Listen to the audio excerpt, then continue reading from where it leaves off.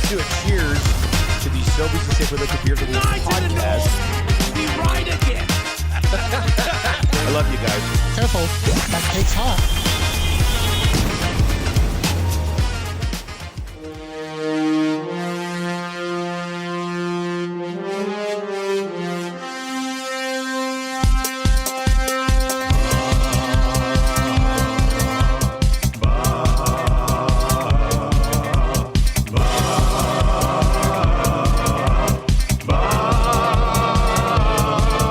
It's the 6 o'clock check-in. Come on, let's go. It's the AM nasty big hello. It's not static, AM radio.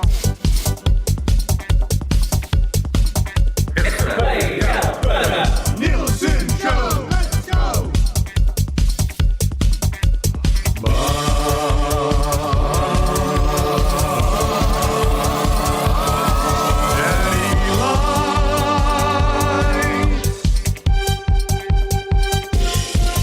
Everybody tuning in, even my wife. Mommy likes too.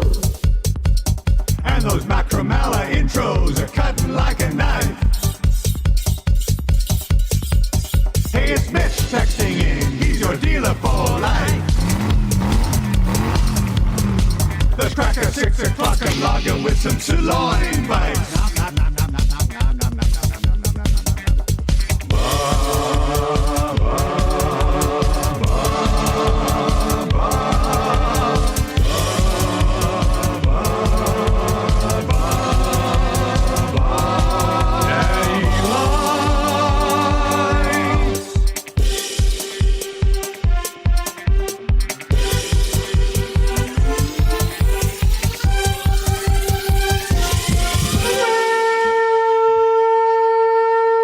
What's up? 6:06 on the Nielson Show.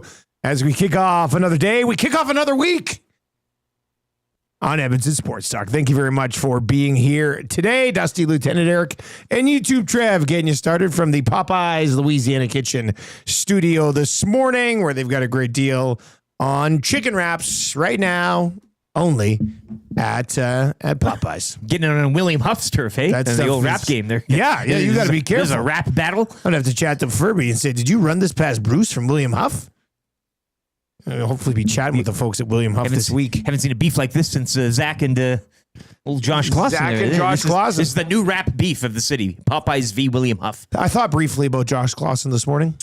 I was getting very much Back to the Future 2 vibes this morning because I looked on my weather app and I used generic iPhone weather app, whatever the one is that's on there. I don't have a special one. Edmonton, Jakarta. Whatever it is. Yeah. You know what? I'll Everybody always says tell you the markets mystery that I city. have up Yeah. right now. Let's see here. What do you have up on your weather app? Okay, so I've got obviously.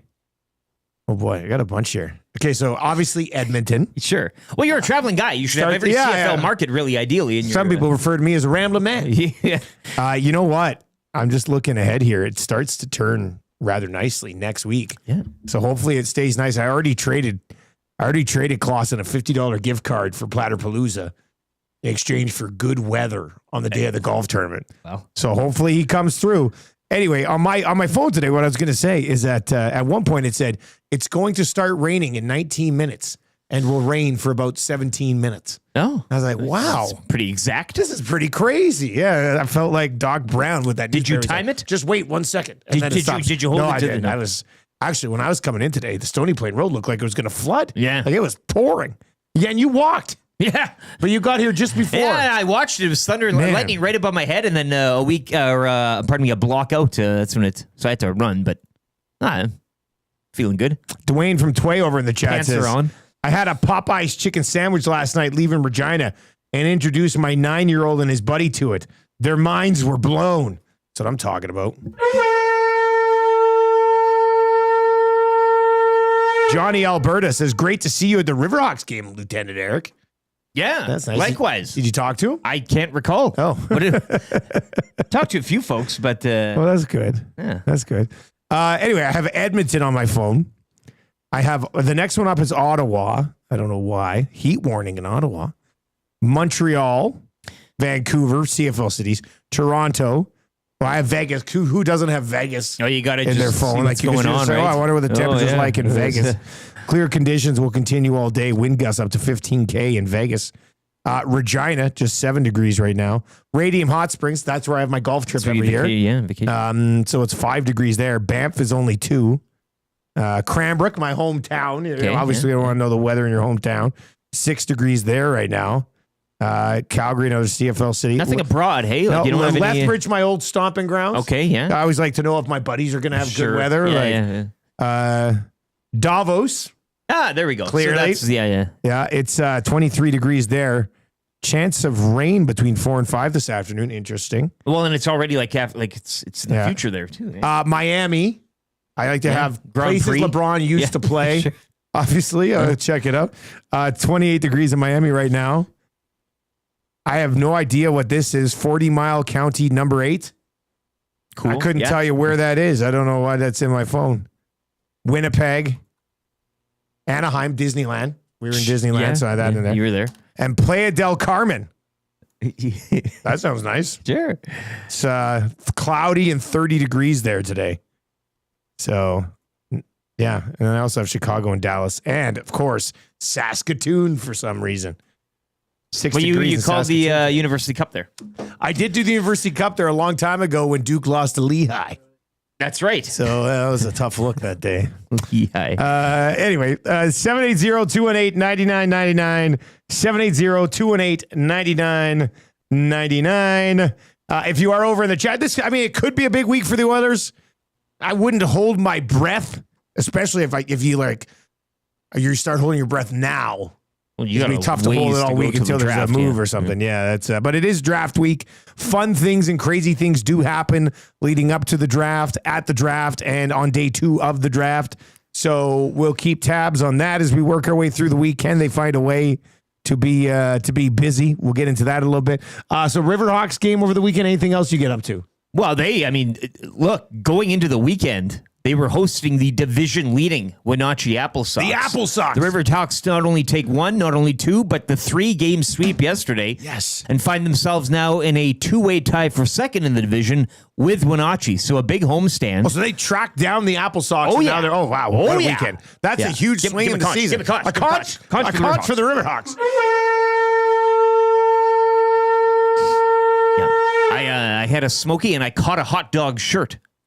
Oh, I saw your wife holding a Did you? hot dog shirt up. Bad day to be a hot dog. Yeah, because they idea. sell Yeah, hot yeah, dogs at the yeah. game. It makes sense. It's a good one. Yeah, great weekend for them. That is a big weekend for them.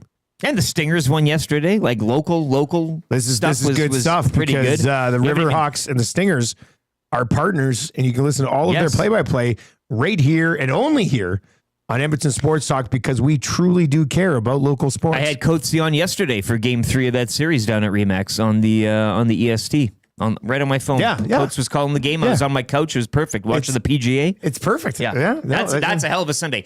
Coates on your phone calling ball. and Tommy Fleetwood Travelers collapsing. Championship. Well, you want to collapses too. The Jays. I mean, that yesterday was. I didn't even pay attention. I flew home, and then we had a bunch of stuff yesterday. What happened? Hoffman was on the mound. Opportunity for the save. He flubs straight it. up blew it. They dropped 2 of 3 to the White Sox. Well, I know the first one because I was bet on The it. It was a parlay. Friday night, yeah. Pissed me off. I couldn't believe that they blew it. They lose Friday 7-1 or something like that. Yeah. So yeah, that's a tough one. Trev, how was your weekend, man? Pretty chill. You build a barbecue?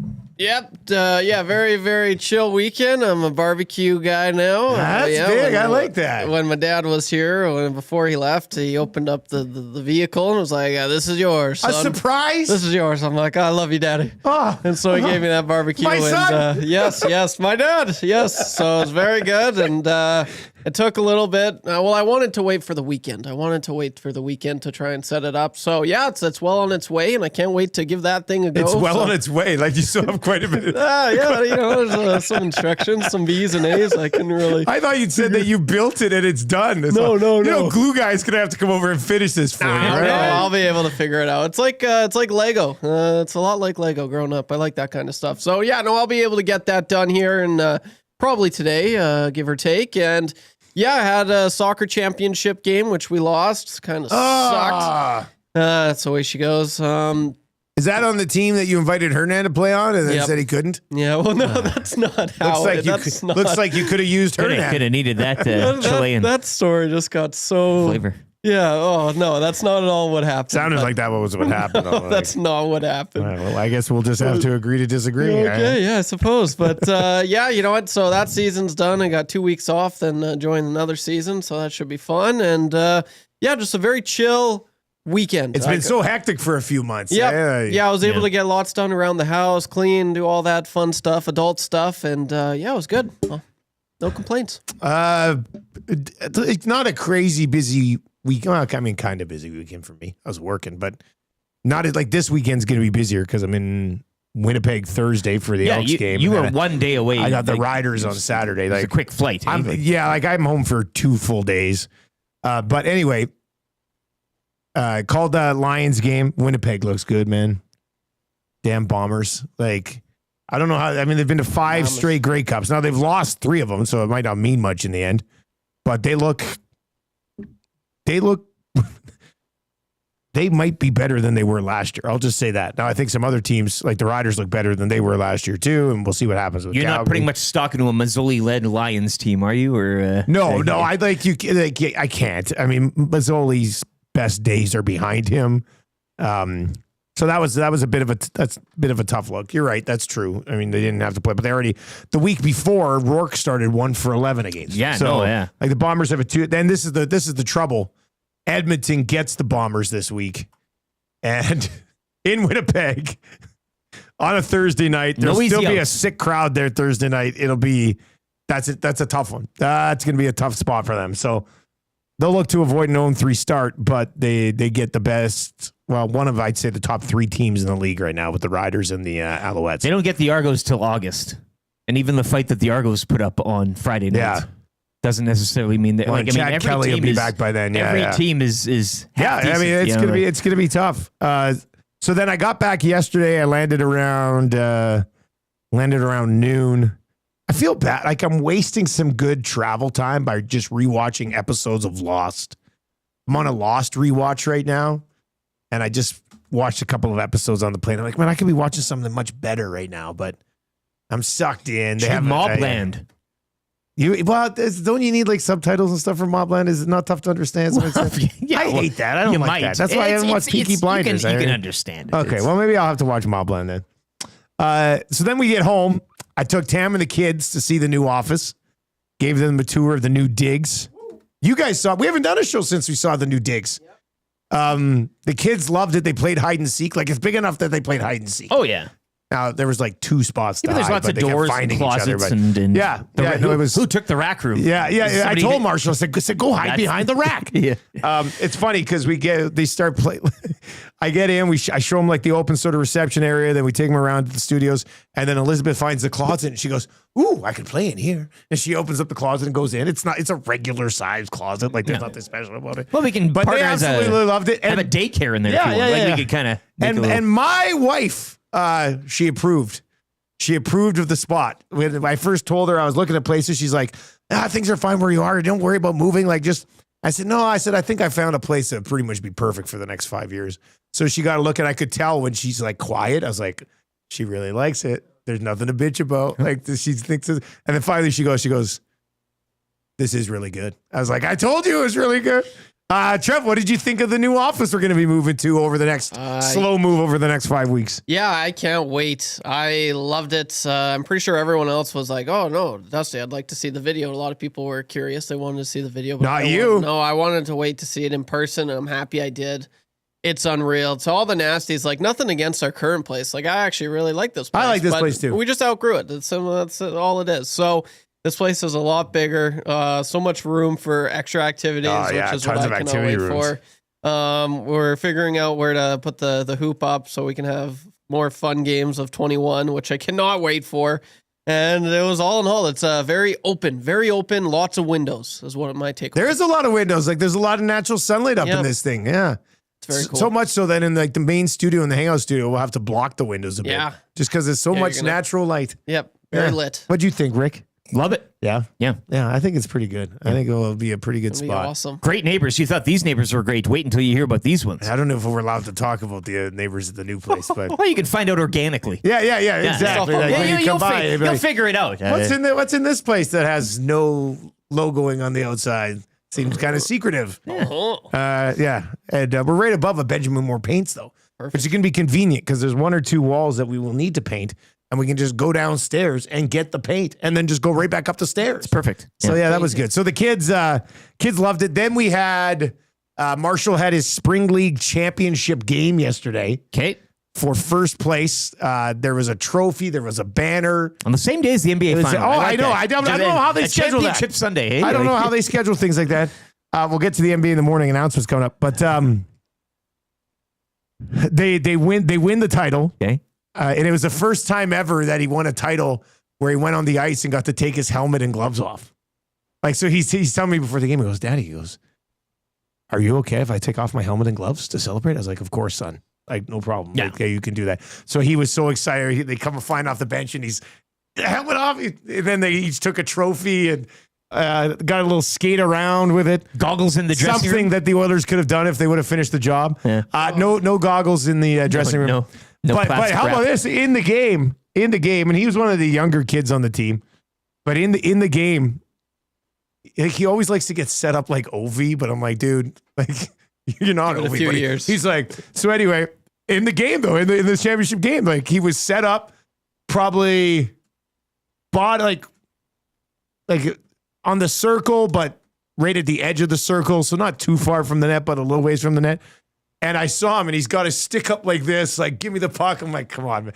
And this Myron kid passes it across, and I see coming over Marshall, and all I'm thinking about is like, don't whiff on it. Like, if you're gonna try this huge 1T, don't whiff on it. But not only does he get it, he puts it top corner and buries it. I was Let's like, go. what? Other parents are Marsh. like high-fiving me. I'm like, my son! My son! Yeah. Yeah, it was just, it was great. So then he won that. And then we had to go straight from there over to swimming because he had his 1 kilometer swim last night, like his graduation swim. And he absolutely destroyed that pool. Like, just, he had to swim 50 lengths. So 1 kilometer. 1 kilometer. Yeah. And he did it in like 27 minutes, 27 minutes. Yeah, he was flying. So, it was, so he had a double medal day. Damn. Like, that is a day that as a kid, you don't forget. Yeah. Like, Right? legacy Like day. you won a championship, and then you went and did your graduation swim. So huge day for Marshall Bokeith Nielsen yesterday. So yeah, it was a busy Sunday. Tonight's kind of chill though, so that's sort of nice.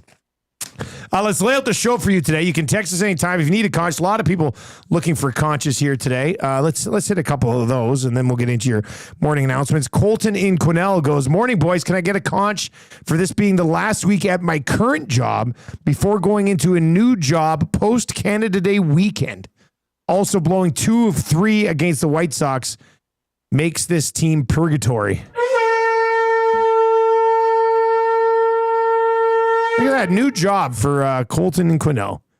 Congratulations. Congratulations. After a Canada Day long one too, eh? You kind of start afresh. Yeah. Like, Yeah, it's kind of nice. a neat marker. Tube socks. This is an important one. How about a conch to the amazing staff at the Sturgeon Hospital in St. Albert? Brought Jackson in around 1 a.m. Sunday morning due to stomach pains. His appendix was out by noon. Crazy display of professionalism and efficiency. I like to see that. That's the good smelling child, right? The musician. He's a fancy boy. Yeah. I was just going to think a comparison. I just watched an episode of Lost where they had to take out Jack's appendix on the island. Yeah. Oh, wow. And he stayed awake the whole time. Sure. What a guy. Barry is in and says, good morning. Could I get a conch for my wife Jen's birthday? She turns ... I'll tell her. I'll let her tell you. But now she'll understand why my memory is so bad. Welcome to the club, babe. What club? Interesting. I'm a woman. Come after me. I'm a woman. I'm 40. CJ in Chicago says, morning, Dusty. As someone that lives in the USA and has ESPN radio on in the background almost always on the weekend, You need to know the ring culture question dominated at least a segment of every single weekend show. You've sparked quite the debate down here. Have a great show and week ahead. Yeah. You're driving the narrative south of the border. I'm driving the ring culture narrative south of the border from little old Edmonton Sports Talk. Sure. So Yeah. that's kind of funny. That's kind of funny. All right, here's the show for you today. Is there a big week incoming for the Edmonton Oilers? Probably not. I mean, I'd likely Well, define big. lower your expectations. Yeah, I don't know. I do like that. Define big. Like it's draft week. Things happen at the draft. Things happen leading up to the draft. Things happen at the draft. Things happen between the draft and free agency. If you got to get stuff done, this might be the ideal time. Are you if you don't acquire a goaltender this week, what are you doing? You're gonna wait for a garbage UFA class? So what? So it's something gonna go down this week. I don't know. We're gonna get into that a little bit. Good, bad, and ugly from the weekend for the 780. Darren Dreger will join us. Which team is gonna steal the spotlight for draft week? And will the Oilers take care of any business this week? Play Alberta early bird bet of the day, 7:30. We're going to talk about that Mexico trip again. It's time. Let's get booking this thing. Come with us to Mexico next February. I guess this February we would call it now. It's the next one. The next Actually, February. it's right. This is, So it's not February the coming. next February. It's Next year. Upcoming February. Yeah. Yeah. John Gibson says he would accept a trade to Edmonton. Hey, Is he the answer? Should they do it? I think I'm just, Yeah. Yeah, I'll give it a shot. I'll go. That's a good for the Italian center. The OKC Thunder are not only NBA champions, they also have the brightest future in the league. Whoa, that's scary. Kind of easy trivia for Mr. Mike's. They've got a promotion on right now. I think it's called Platterpalooza, but we'll have more on that just after 8 o'clock. 3 questions too many for the great staff at Park Mazda. TSN's Ryan Rishaug.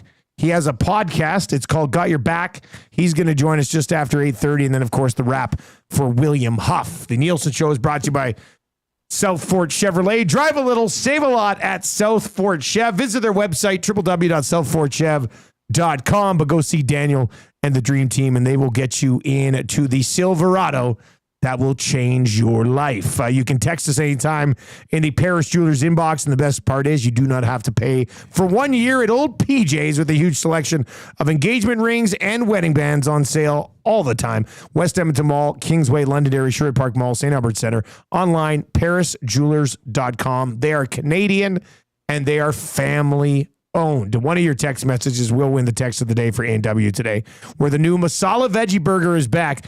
It does feature a patty made with nanak paneer. And you know what's great is I was listening to a station that had an A&W commercial on it, and I was saying all those things correctly. I was kind of worried that I was you butchering checked them, yourself, but, and yeah. So that was The Padme part, really. that was kind of nice. Yeah, That's Star Wars. got her, style, right? got, Like got her you done. yeah. Got her done. Let's get your morning announcements here.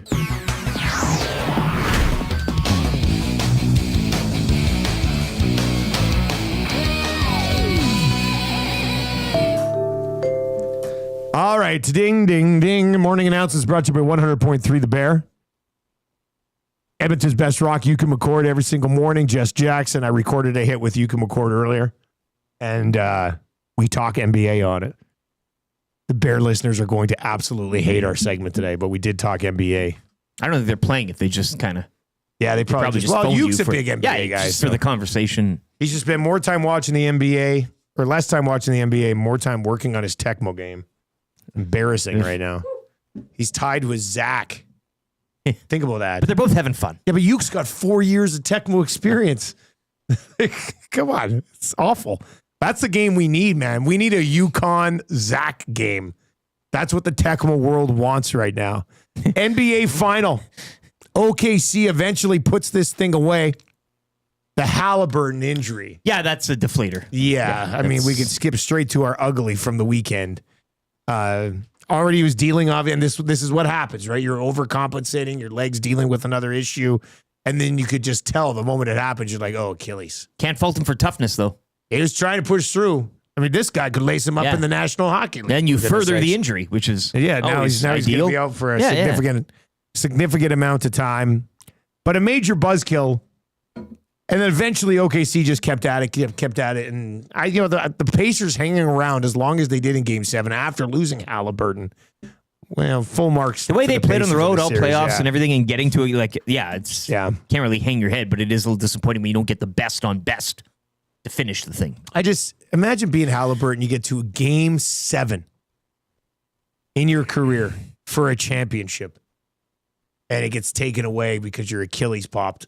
And there's always a nothing play, right? It's always a guy who's trying to brace and push it off, and boom, Achilles goes. That just sucks the big one for him. This was wild, and only in the NBA. In the NBA. And we've talked about Kevin Durant during the playoffs. Yeah. There has been the rumblings ooh, Durant, kind of taking the shine But off. the morning of, of Game But 7, exactly. Of course, it has to be this. the NBA final was just we just went through it.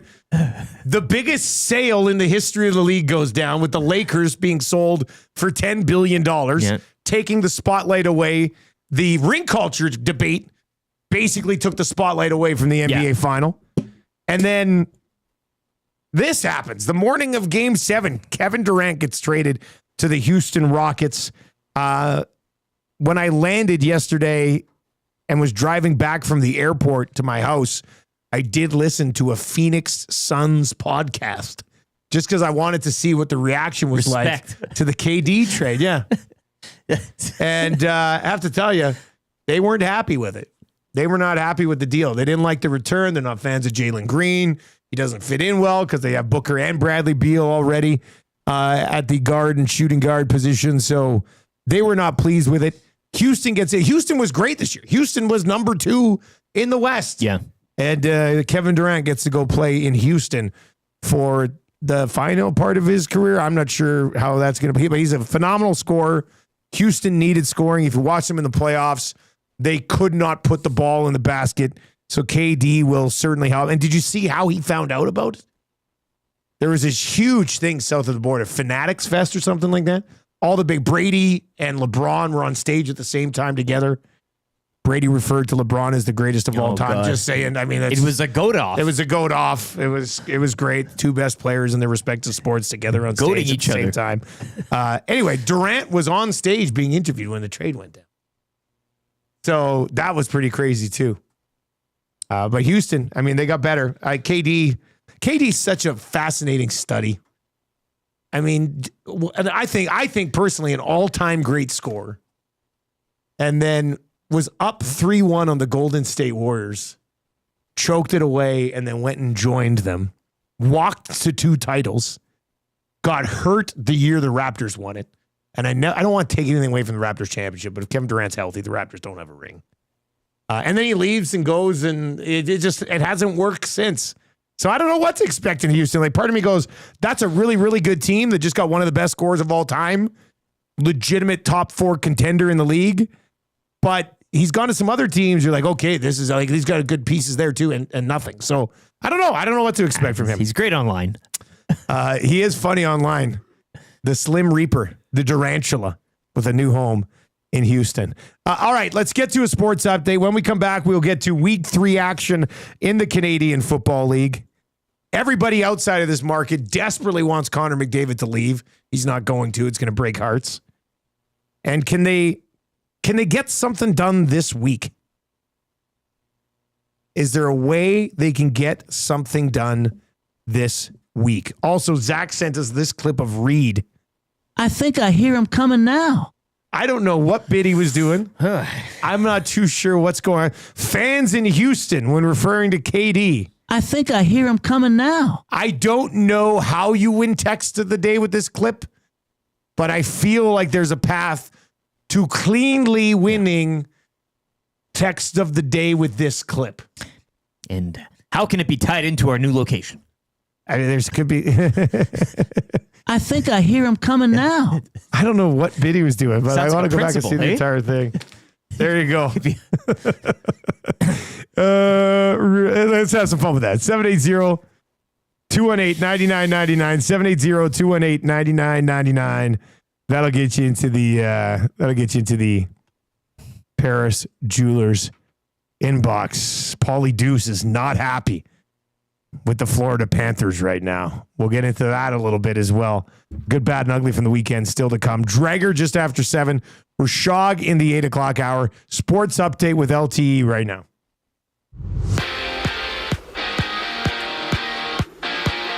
The OKC Thunder capturing the NBA title, defeating the Pacers 103-91 in Game 7. Shai Gilgeous-Alexander, your Finals MVP. Suns, meanwhile, they sent 15-time All-Star Kevin Durant to the Rockets in exchange for Jalen Green, Dylan Brooks, this year's 10th overall selection in the draft, as well as 5 second-round picks. Closer to home, it is the Stingers improving to 6-6. They knock off the Winnipeg Sea Bears 98-85 from the Expo Center. Stingers are back on the court next Sunday when they host Scarborough.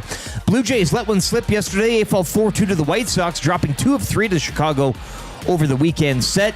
Jays are in Cleveland tomorrow to kick off a 6-game road trip. How about them Riverhawks? They complete the weekend sweep of Wenatchee yesterday with a 6-5 win. Hawks now sit at 11-7. They'll hit the road this week and return home for Canada Day against Port Angeles. Cactus Rats, meanwhile, they drop a close one in Saskatoon, 4-3 to the Berries. They're in Lethbridge tomorrow to battle the Bulls. And Keegan Bradley rallied from 3 shots back with 4 holes to play as he takes the Travelers Championship, shooting at final round 2 under 68. A full Week 3 recap in the CFL coming up next as Hour 1 of the Nielson Show continues here on Edmonton Sports Talk.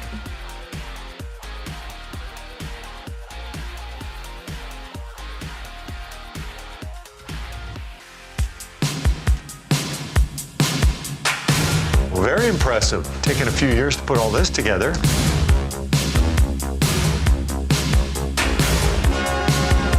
It's not a one-year quest because it's so hard to get your hands on.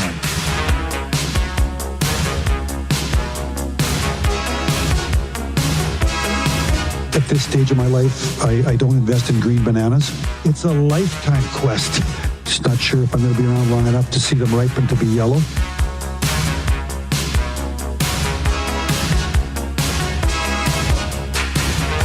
You can't party enough when you win that thing. It's a party machine. Party machine. Girl, I can't understand it. Why you wanna hurt me? That's why it's the Stanley Cup. After all of the things I've done for you. It's hard.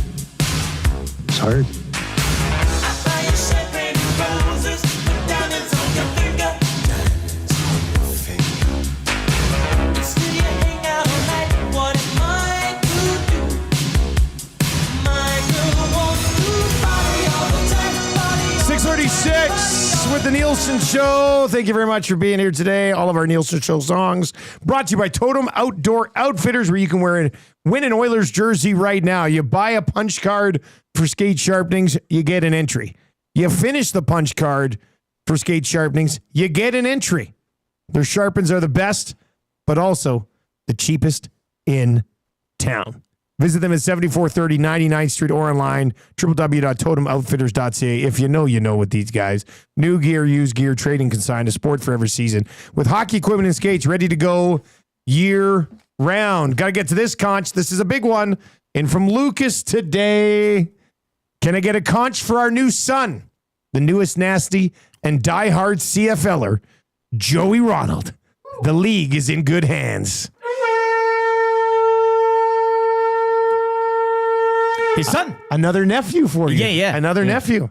How is the baby? Good. Yeah, you went and saw him, you held him and everything. I don't like holding like newborn, like it's weird. Yeah, they don't do much. I always feel like their neck is so fragile. Like I'm like, the head. Every time they get handed a newborn, they're like, support the head. Yeah, I don't know. People act. I gotta wait with newborn babies until he can handle himself. Yeah. Then he can kind of until he can at least go like this. Yeah.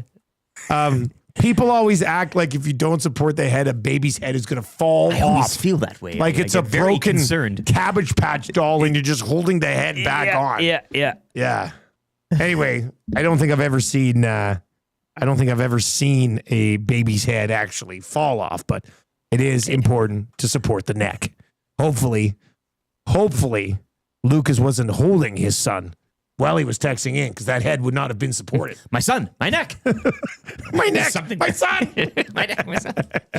All right, week 3 in there. We'll get to more of your text messages. If you need a 6 o'clock hour conch today, it's great. If you're listening on TuneIn or iHeart or at EdmontonSportsTalk.com, please tell your friends about EST. Week 3 in the CFL has come and gone. Of course, it started with Edmonton losing at home against the now 3-0 Montreal Alouettes, 38-28. The Riders go to 3-0 in thrilling fashion. More on that in a second.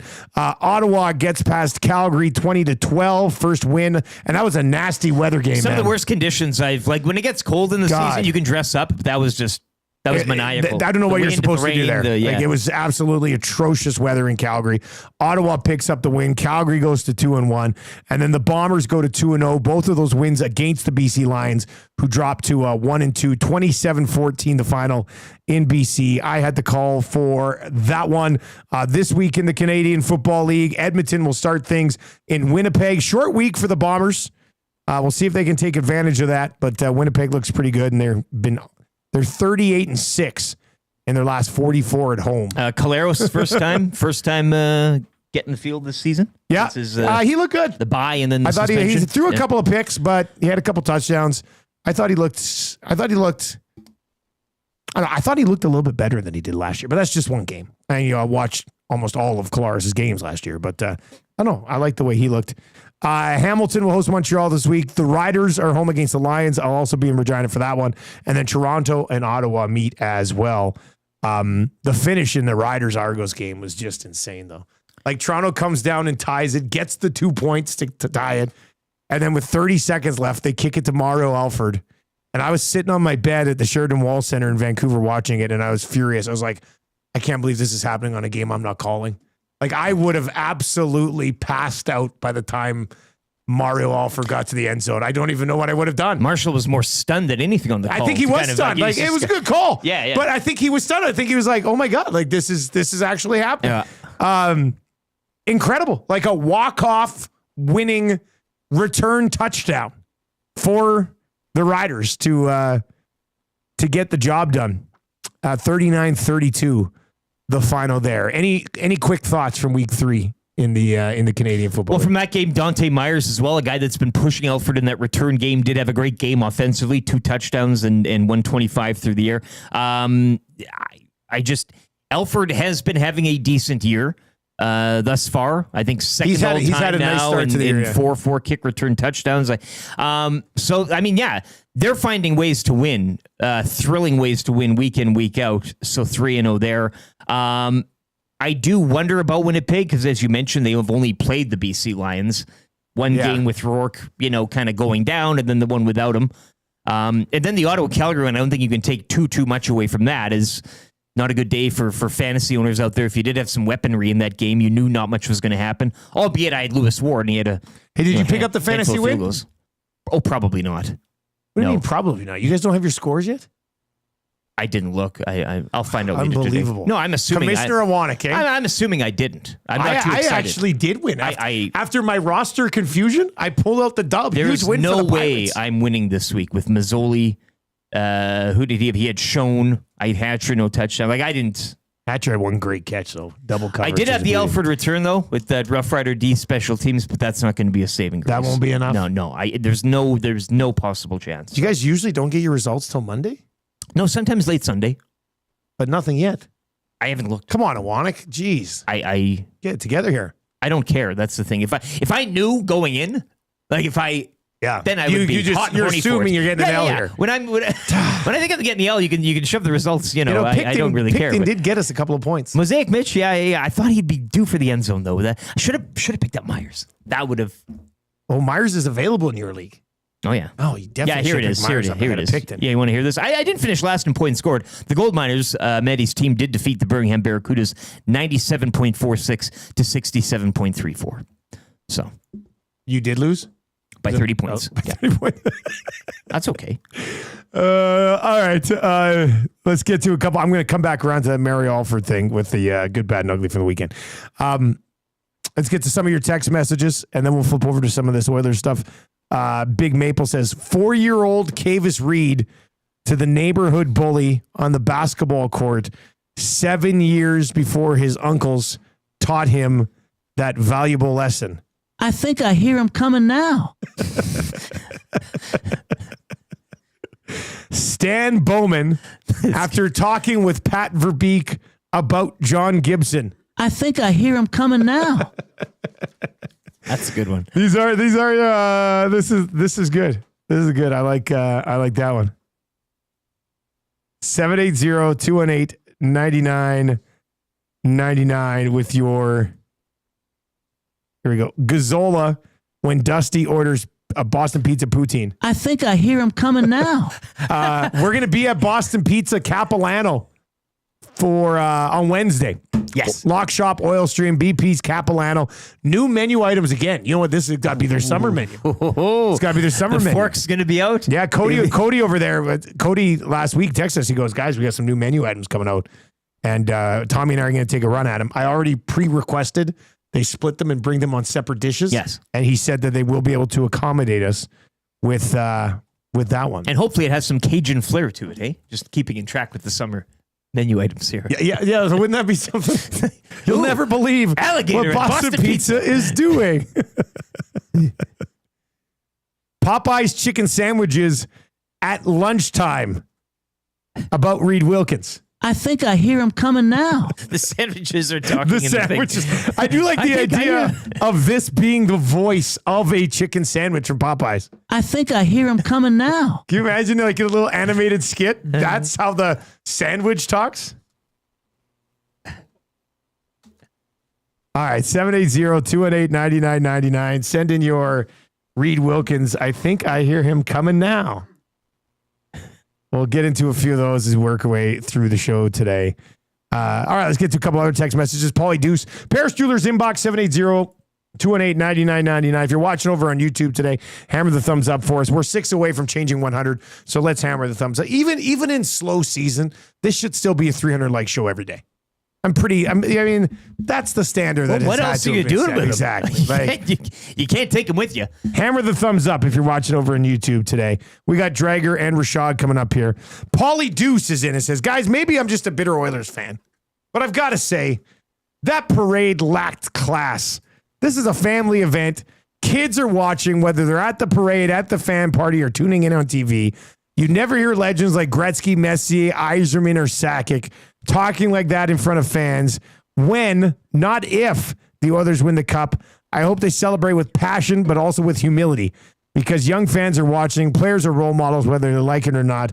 Say what you want at the bar with adult fans, but an NHL-sanctioned event like a cup parade deserves the same respect you'd show at a press conference. If there's a standard for language in front of the media, there should be one for this too. The league should step in, set the bar, protect the image of the game for the next generation. There you go. Paulie Deuce did not like the filthy language during the parade and celebration. There's one thing about hockey that prides Florida itself Panthers. on is no filthy language. Yeah. In the sport. And I completely agree. They should be fined. That's what they should be. Maybe the cup taken away. The cup should be taken away. Who says no? I mean, they've had a pretty good time celebrating this Stanley Cup. I didn't see any fights. I will say I'll that. say that. I mean, yeah, if we're talking about handling yourself, I mean, everybody was kind of happy, I guess. I want to have a hot take on this, but I really just don't care. You know, like I just And you shouldn't. don't. Nobody care. should. Trev, what about you? You're the Oilers fan in the room here. If McDavid is out there and he drops a few F-bombs, People are going to lose their mind. crowd's going to go nuts. Remember in Leon Draisaitl at the rink one time? Yeah, And everybody's just like, yeah. Leon said the effort. This was amazing. Yeah. I don't know. Like, Yeah, I mean, Ovi's done it. I think it's just a little bit, like, just because it is the Panthers, they just beat your team. I think that's... it stings. You got to put a little stock into that, and that's kind of why I would I'm suggest annoyed. just stop watching it. Like, don't take in what I any of the did. content. Yeah. I can't. It's too tough. Yeah. It's too fresh. RCN, you can't party enough. Yeah. That's totally true. That's in the words of Ken Holland. Kenny Holland He said it. said it. You can't party enough It's a when you win party that machine. thing. Yeah.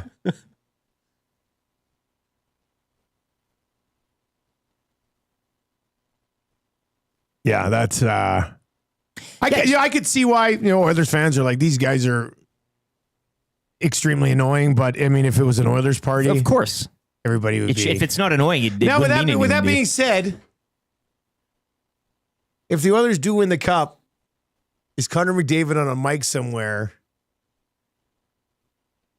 with people in the crowd chanting F Kachuk? See, I that's where- don't necessarily know that would be the case. That was in a like a club though. Like Yeah, it was a so club, it's an like- adult, but like that was the only thing I was like, come on, like have some class. Yeah. That's where it rubbed me the wrong way. I think my favorite thing about it was the one I saw the one clip of Kachuk going, Connor McDavid David who? Yeah. Yeah, but that's not how you do it. Yeah. You say Connor who or Connor McWho. Yeah. Connor McDavid who does not serve the purpose because you're still saying his full name. Like That's some right. guys just Yeah, aren't that's smart what's enough to kinda- even burn Yeah. properly. Tough luck. But yeah, that was I didn't like that stuff. I'm not a fan of that. Ugh. But they know it gets the attention. They know what they're doing. They know what they're doing. They're on annoying. and off the ice. Like that's annoying. we shouldn't talk about it. That's like it should be a total non-starter Non-factor. on this show. Big Maple says McDavid on the mic. Frig off, Barkov. That's really good. I love James over there in the chat too. If I could give you the thumbs up, James, I would. Do we get Jesse's goal for his OT heroics over the weekend? You see Puljujärvi's overtime winner? Go Checkers. Snipe. Yeah, behind What a the net, snipe. tries to center it, bounces off of one player, across the crease, bounces off the other defenseman, and into the back of the net. Yep. Yes, Puljujärvi, Calder Cup final overtime hero. He's arrived. It was beautiful. God. You still got it. So Just like you my drew it up. son. I was so excited for him. Old yes, Puljujärvi. Somebody replied to that tweet and was like, Dusty, you know he's going to be playing on a line with Lundell and Luosterainen next year. Eh? Can you imagine if he replaces Brad Marchand in that line? Cheap deal. Just saying. All right, let's get into our good, bad, and ugly from the weekend. Dreger's coming up in about just over 10 minutes. But a good weekend. Lots to recap. Rick, where are you going here with your good from the weekend? Yeah, I said it earlier, teased it, but it's the Edmonton Riverhawks. Anytime you go in 3 in a row at home over the weekend, especially against a team coming into the set that was leading the North Division in Wenatchee, it's a good weekend. So my tip of the cap and good goes to the Riverhawks. They're now tied with Wenatchee at 11-7. The Bellingham Bells lead the division at 14-7. Riverhawks will go on a road trip this week, and they return home for the Canada Day game. Of course, the fireworks. That's their next home game? Everything else, it's the big one of the calendar. 9,200 fans last year at this one. So Riverhawks and the Port Angeles Lefties, Canada Day, 7:05. That's the Tuesday night, their next home game. But a road week for the Riverhawks after completing the sweep of Wenatchee over the weekend. Great stuff. And decent, like we went down Saturday. It wasn't hot, wasn't cold, but a good night to kind of, you're sitting there, had a sweater on. It was nice, but no wind, no rain. Beautiful. That sounds nice. And when they're out on the road, you can listen to their games right here. Yes. All the time, home way, whatever. I listen to their games right here on Edmonton Sports Talk. I have a good. Good, give it to me. Yeah, so obvious. I mean, it's obvious. It might be your good. I might be taking it, but I'm going with Shai Gilgeous-Alexander. Players to win MVP, scoring title, and Finals MVP in a season. You got Kareem Abdul-Jabbar, 1971. Michael Jordan did it 4 times. Shaquille O'Neal in 2000, and now Shaq did it too. Yeah. Oh, I didn't see them mention Shaq last night. They were too busy glazing MJ while they celebrated He the did it OKC 4 Thunder. times, But yeah. so Shaq did it as well. Shaq did it as well. And now SGA, the Canadian kid. baby. Let's go. The Canadian kid. That's awesome. That is It's a smile to my face. that does. Yeah, he had a great season, man. Absolutely incredible everything. season.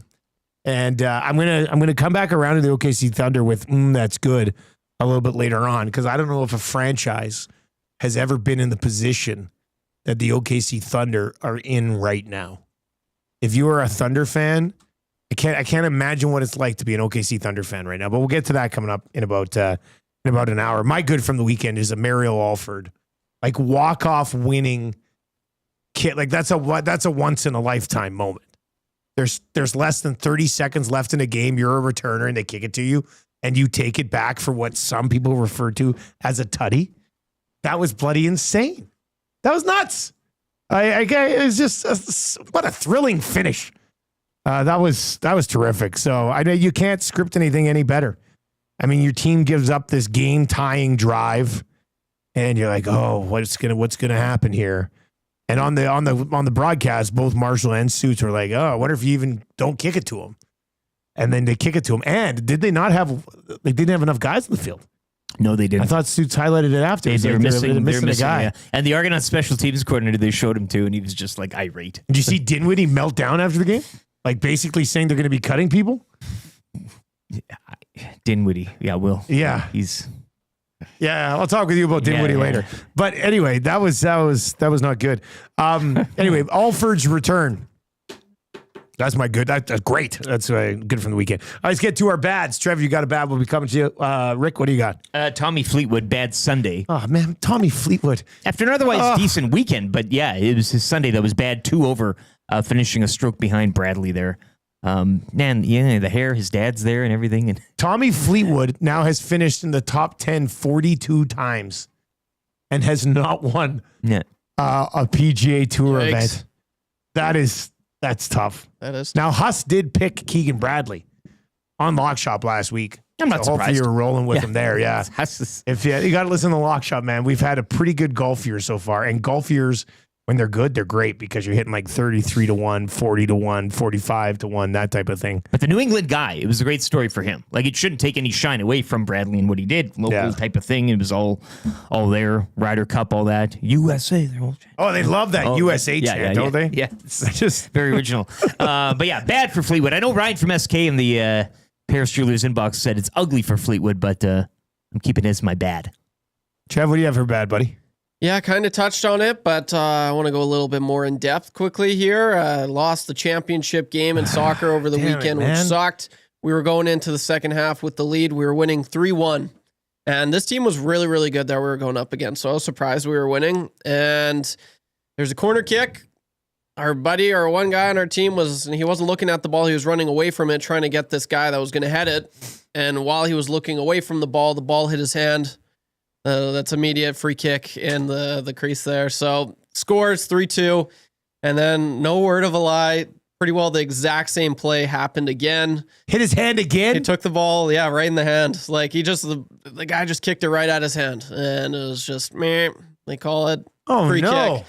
And that was it. And then it was 3-3, and then we kind of lost all momentum. They eventually scored the game winner. And I was on the field for that, which sucks. You were on the field for the game winner? Yeah. Were you directly responsible for it? No. Were you partially responsible for it? Yeah, I kind of got burnt.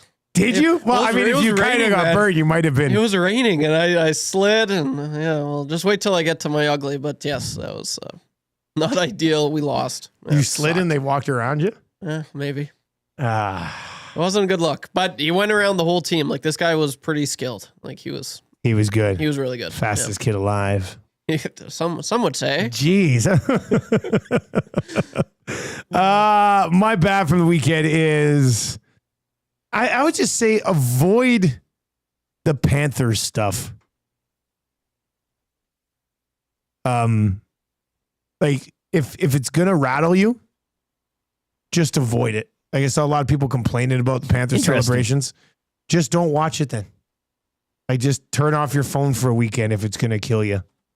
So I would say my bad is getting rattled over that when you don't have to consume the content. Right? If you don't have to consume it, just step away. It's on TV. It's everywhere. Just change the channel. Right? I didn't see it once. Yeah, I mean, it kept coming up on my saw some commercials. The For You feed. And I was just like, oh, this is I don't mute it. You know, I don't know. There's some other accounts out there that I don't particularly like reading with regards to the CFL, and I don't see them until you tell me about them. Yeah, I'm not saying anything more. No, I'm just saying. Right. And you control the narrative. And the ugly from the weekend. What are we going with? The Jays. Yeah, 2 of 3 to the Sox. It's the Chicago White Sox. So I'm sorry, but there's no saving grace there. And especially with yesterday's loss and how it ended, they had the opportunity for the save late on, 8th inning. They kind of fumbled it and bumbled it, and the White Sox end up taking 2 of 3 from Toronto over the weekend. Toronto now, Jays 4 back of the Yankees for tops in the division with the Rays sandwiched in between playing good ball as well. So, yeah, Red Sox 7-3 in their last 10, 2 back of the Jays. Rays 7-3 in their last 10. Not a good weekend. Trev, what was your ugly? I got to hear. Yes. Like, there's a worse story than. Probably one of the most embarrassing things happened to me in recent memory. Oh no! Before the game, I knew it was a big game, and I hadn't done this in a while. I like to get some dribbling in. I like to get my heart rate up, and where I move, there's a soccer field right there. So I'm like, yeah, I pumped up the balls. I went out there, and You're warming up by yourself. Yep. Yes. Yeah, and so everything's going good. I look at the field. The grass is a little long, but there's one big puddle, I noticed. Yeah, it was a decent-sized puddle. And so I'm like, okay, just make sure you steer clear from that, and you'll be fine. And so everything's going good. I'm probably 10 minutes into it. And I kind of just got in my zone. I got my earpods on. I'm just listening to music, trying to hype myself up. I'm feeling good.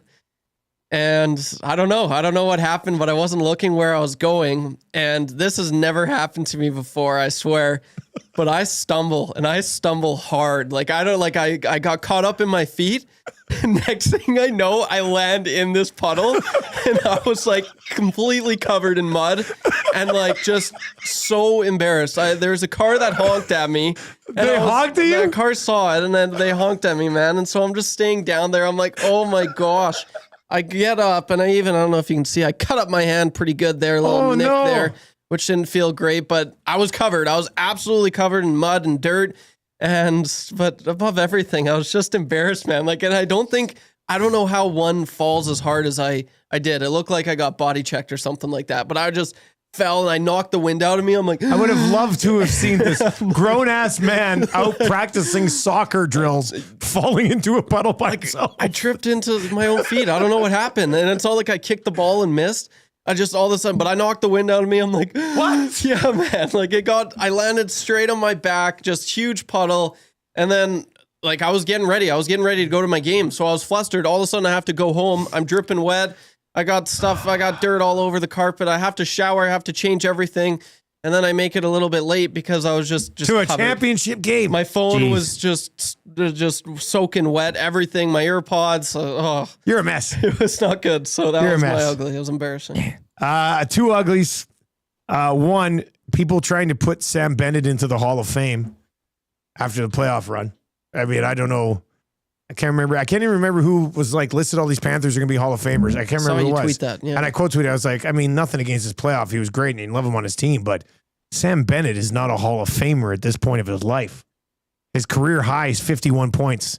He's not won Selkies. I mean, he had a good playoff run. But there were people who were like, Dusty, could still get done. I'm like, yeah, you know what? If he has an amazing next 10 years, maybe. But he's on pace for like 620 career points. You're not going to the Hall with that. So I thought that was kind of a really recency bias sort of conversation that I did not have time for. And then the Halliburton injury.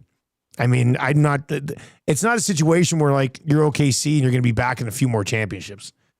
I'm not sure the Pacers get back there, maybe ever. It's hard to get to a title. It's hard to get to a game 7. And then your Achilles goes on you in a game 7.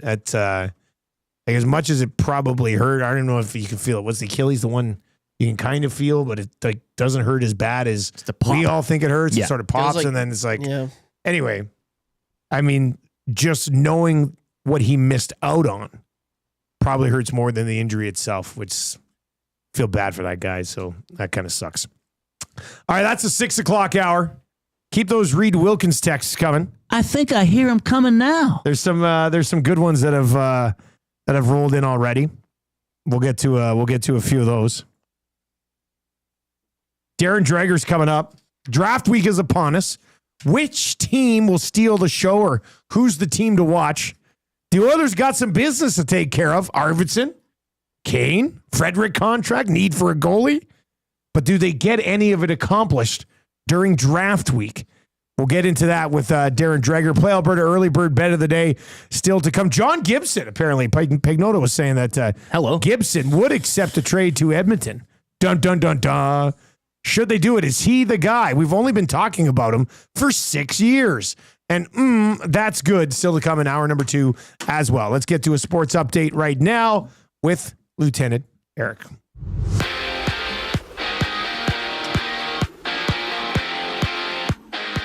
The Oklahoma City Thunder capturing the NBA final in 7 as they defeat the Pacers 103-91. SGA, your finals MVP. The Suns, meanwhile, sending 15-time All-Star Kevin Durant over to the Houston Rockets. Going the other way, Jalen Green, Dylan Brooks, this year's 10th overall pick, as well as 5 second-round picks. Stingers improved to 6-6 with a 98-85 home court win over the Winnipeg Sea Bears. The Stingers are back in action next Sunday when they welcome in Scarborough. Jays letting one slip yesterday. They fall 4-2 to the White Sox, as Chicago would take 2 of 3 from the weekend set. Jays are in Cleveland tomorrow to kick off a 6-game road trip. Closer to home, Riverhawks complete the weekend sweep of Wenatchee yesterday, 6-5 your final. Hawks also on the road this week. They'll return home Canada Day against Port Angeles.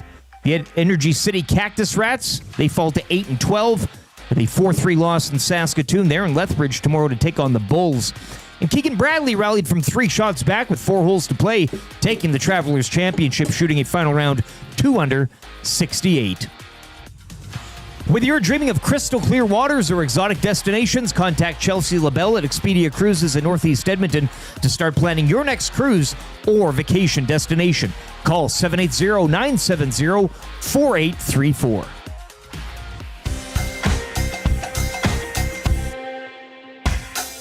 What say you? Hey, nasty crew. We got the Nielson Show flu. And there's nothing we can do about it. What say you? Hey, nasty crew. My wife thinks I got better things to do, but there's nothing I can do about it. We're tuning in, we're listening online. We catch up with the podcast when we fall behind. We're texting in the nasty chat, what's on our mind. 780-218-9999. No more interference from corporate interest. Just Tati and Eric and all of the bad cats like Rishaug and Noodles. Captain can gauge it. Maybe it's but a cool band to make a little wager. We can't wait for the Monday Mandate. Shaggy's always on time. Tommy's always late. Would you like a cup of tea? Forget about the old place. Hey, we were number 1 in the text race. We don't miss all the commercial breaks, but we sure miss Nickelback today. We wanna hear some hot takes and we wanna hear Renee. Why not hold the neck up when I wanna kiss away? Beat up the tire fire and remember that name. We love every goal song, but what about the games? Macramel, Rapaport, Dreger, Engineer. It ain't Christmas season, but they sound like reindeer. Button and my cousin and the tales of the North. All about him game in person, does he go forth? What say you? AM Nasty Crew. We got the Nielson Show flu. And there's nothing we can do about it. And there's nothing we can do about it. And there's nothing we can do about it. Oh, there's nothing you can do about it. Except text us anytime in the Paris Jewelers inbox at 780-218-9999, 780-218-9999. Got to get to this text. This could be the one that wins that text of the day for A&W today from Library Pat. The puddle seeing YouTube Trev. I think I hear him coming now. Oh, damn it. That's good, though. That's a funny one. I mean, that's a pretty funny They're so one fast. after this The Nasties are puddle so fast. story. Yeah, they're quick. What the heck? That ties in nicely to a story from the show today. Library Pat, that could be good. Travis Dregs, is Dregs ready? All right. Well, we're hoping to have Darren Dreger hop on here shortly. Oh, I think I hear him now back there. All right, we're coming at from the Popeyes Louisiana Kitchen studio today. If you're watching over on YouTube, hammer the thumbs up for us. That would be terrific. And we will get to more of your messages over there as we work our way through the show. The Nielson Show presented to you by South Fort Chevrolet. And, of course, Edmonton Sports Talk, title sponsor, Play Alberta. If you've not yet downloaded the Play Alberta app, please do. Check them out at playalberta.ca. We'll give you some more information on our bonuses. And we'll get to a Play Alberta early bird bet of the day still to come as well, probably around 7:25. 7:30 today. We'll get into some more Oilers rumors and chat about our upcoming trip to Mexico in February. And then, that's good on the way as well. Darren Dreger is our hockey insider as we kick off draft week. The Oilers not heavily involved so much in the drafting part of draft week as opposed to maybe wheeling and dealing a little bit in draft week. Darren Dreger is brought to you by Pro-Am Sports, your locally owned sports memorabilia and apparel specialists. It's not off season, it's hat season. They've got a hat fits for any profile, flat brim curve, snapback fitted, golfer low profile, and dad caps in all leagues. Located in Edmonton at the corner of St. Albert Trail and 128th Ave, or online at proamsports.ca. All right, let's bring in Darren Dreger. It is draft week, which is always exciting. It used to be really exciting for us here in Edmonton when they had picks and they were high picks. Yeah. Now we'll see if they can sort of wheel and deal, maybe move some money out to help set things up for free agency a little bit. But Dre's on the scale of, free agency maybe being number one and the regular season in general being number like 4 or 5. Where does draft week rank for an insider like yourself? Well, it's an intriguing one this week, and I'm curious to see how it all unfolds. Managers keep telling me, NHL sources keep telling me how busy this week is going to be on the trade front, and I have no reason to question that. There's enough fodder out there in terms of some of the names that we've all been kind of speculating on based on contract negotiations, where they're at, stuff like that. I'm intrigued, mostly because it's a decentralized draft. And I'm not there to see it. So, how does that, we all work our phones, and that's 99% of how we gather our information. But I can't tell you the number of conversations that I've had with scouts, with agents, with managers face-to-face in lobby, hallways, or entrances where you're like, okay, this guy just heard that. All right, well, that gives me something to work on, and away you go. That happens all the time, every single year. That's happened for as long as I can remember. So the fact that it's decentralized and the managers aren't going to be there, is that going to make it more difficult, or is it going to make them more accessible? I guess it just depends on the relationship with the general manager and how eager he is to respond to our pestering over the next several days. Man, it kind of makes me sad when you bring up decentralized draft, because I was a huge draft nerd as a kid, like from the age of, 8, 9, Hockey News draft preview, loved it. Yeah. Then I started working for Hockey's Future way back in the day, covered my first draft, covered about, probably like a dozen of them. And you just get there and you see the draft floor and it just hits.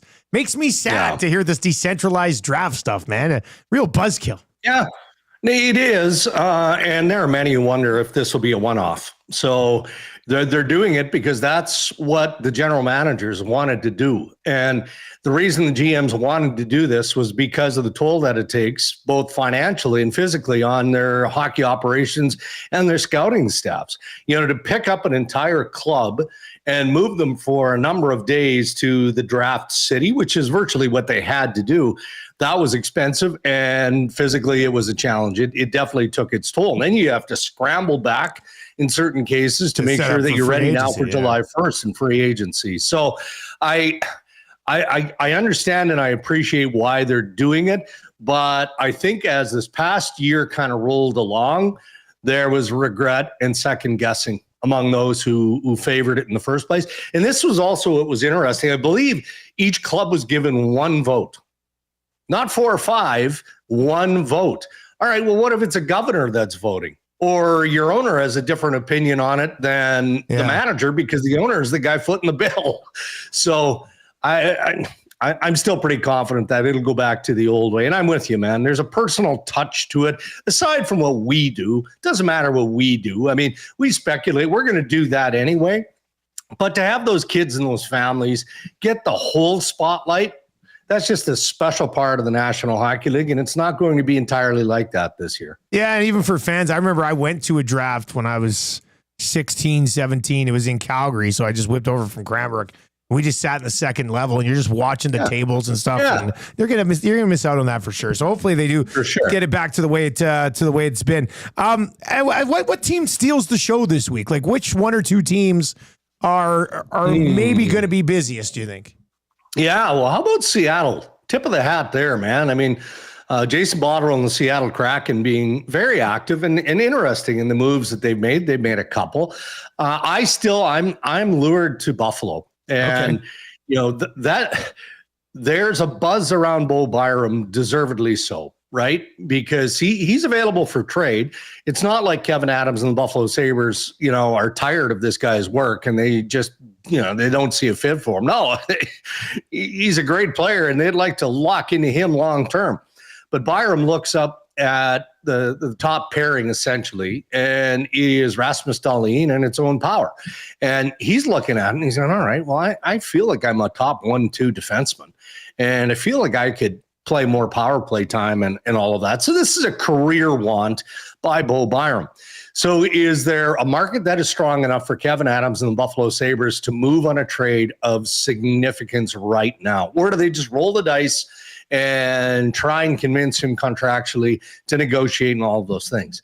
Somebody steps up, then I think Adams makes that pull. They want a right shot defenseman coming back. That's the challenge for clubs. And then the worry is to what Bo Byram is going to cost on a long-term contract. But as far as the blue chip prospects available out there, I've heard Troy Terry's name. That's another one that's interesting from the Anaheim Ducks. Lots of names out there. But in terms of teams looking for defense, hard to beat Bo Byram as trade capital this time of year. Darren, to the Oilers, and as Dusty mentioned, not so much maybe on the draft board, but an interesting player come the draft with a stout list of things to accomplish this offseason. Where do you think or expect them to go during the draft? We've seen John Gibson's name kind of pop up here again with regards to the Oilers. Of course, the Evander Kane situation. How much work and what kind of work do you see being done by Bowman and crew here at the draft? Well, I think that there's a want to be as active as they can be, but man, Stan Bowman and the Edmonton Oilers are drinking from the end of a fire hose, aren't they? The pro scouting department, the amateur scouting department has gone about his business. And, just because you make it to Game 6 of the Stanley Cup final doesn't mean, the organization is on pause. But obviously the focus is on the Stanley Cup final. So there's distractions that go in on that. It is going to be interesting with the players that you mentioned. Gibson's name has been out there for how long? Yeah. Half a decade. 3 years. With all due respect, if the Edmonton Oilers believed that he was a goaltending answer or even an upgrade, they would have moved on John Gibson a while ago, long time ago, right? They obviously just don't see the player that way. And, in watching the Oilers and Stu Skinner and Cal Pickard, when you're comparing to Sergei Bobrovsky, of course, Florida's goaltending was better. But you could probably say that about any goaltender in the National Hockey League if they had made their way. Are we sure that if Connor Hellebuyck and the Winnipeg Jets had climbed their way to the Stanley Cup final, that Hellebuyck would have been as good as Sergei Bobrovsky? I'm not so sure. And this guy won the Vezina in the Hart. I like his chances better than I might a Stu Skinner or a Cal Pickard. But I say that, and I'm trying to defend the goaltending in Edmonton. But I would also put it on the list of areas to upgrade. I would. But I just don't feel like John Gibson is an upgrade. I don't. So, that makes it then more trying to Bowman and company. Okay, well, what's available? What sort of upgrade is available? Don't know. Other areas that they've got to contend, they've got to figure out, okay, what did we like about John Klingberg? Is that something that we are good with moving forward? And beyond that, is our defense, is it the way we need it to be? And I'm not so sure it isn't, but they've got a mammoth negotiation that is going to take place sooner rather than later with Evan Bouchard. You've got Connor McDavid, and then you've got to want to get faster. But the problem that Edmonton has is the same problem that every cap team, contending team in the National Hockey League has. Everybody wants the same pieces.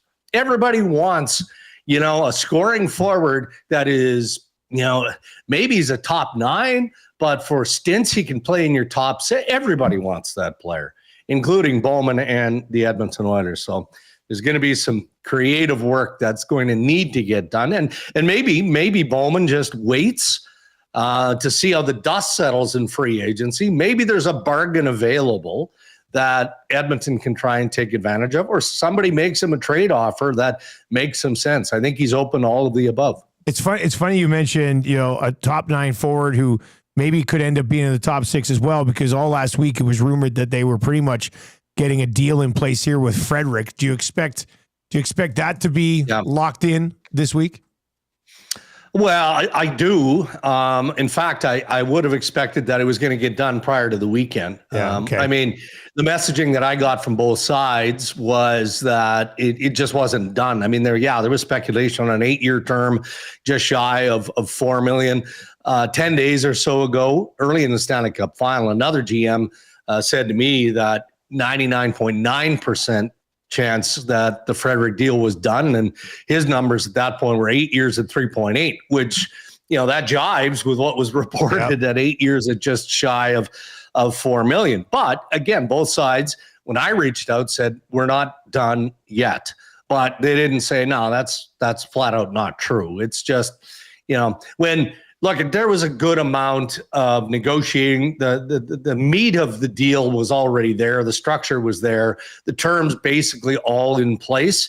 And then the Oilers kept winning in the playoffs, and it just seemed prudent and the right thing to do to park it so that everyone would focus on what the Oilers did, and that was get to the Stanley Cup final. So I do expect it to get done in the very near future. Darren Dreger with us on the show this morning, brought to you by Pro-Am Sports. So all of the cap space that they have are kind of going to be scooped up here by Bouchard and Frederick, which means they'll be in the market to maybe move some money if they want to change things a little bit.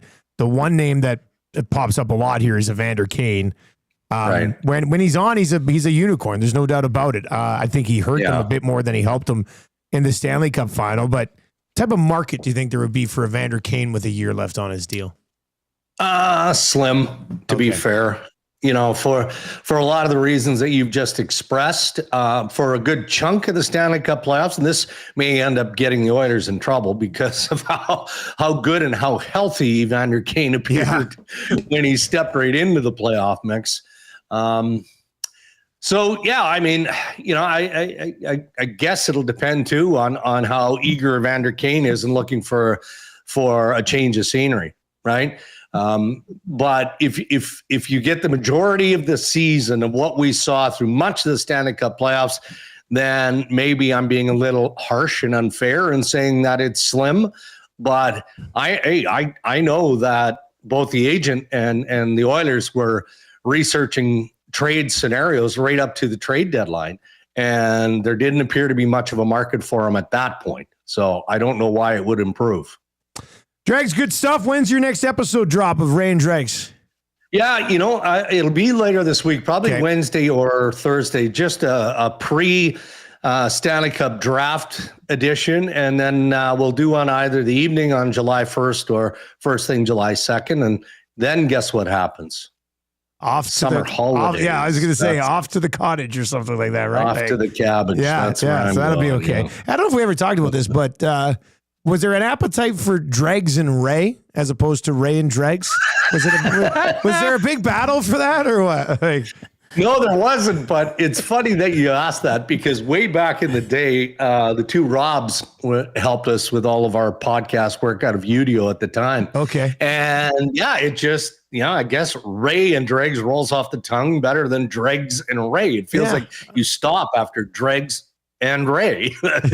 So Ray and Dregs just seem to flow. But I think in jest, jokingly, tongue-in-cheek, I did ask one time. I don't remember us having a conversation about Ray and Dregs. And of course, he's not going to bring it up. No, his name first. No, it's all good. It's all good. All right, good stuff, Dregs. Appreciate it, man.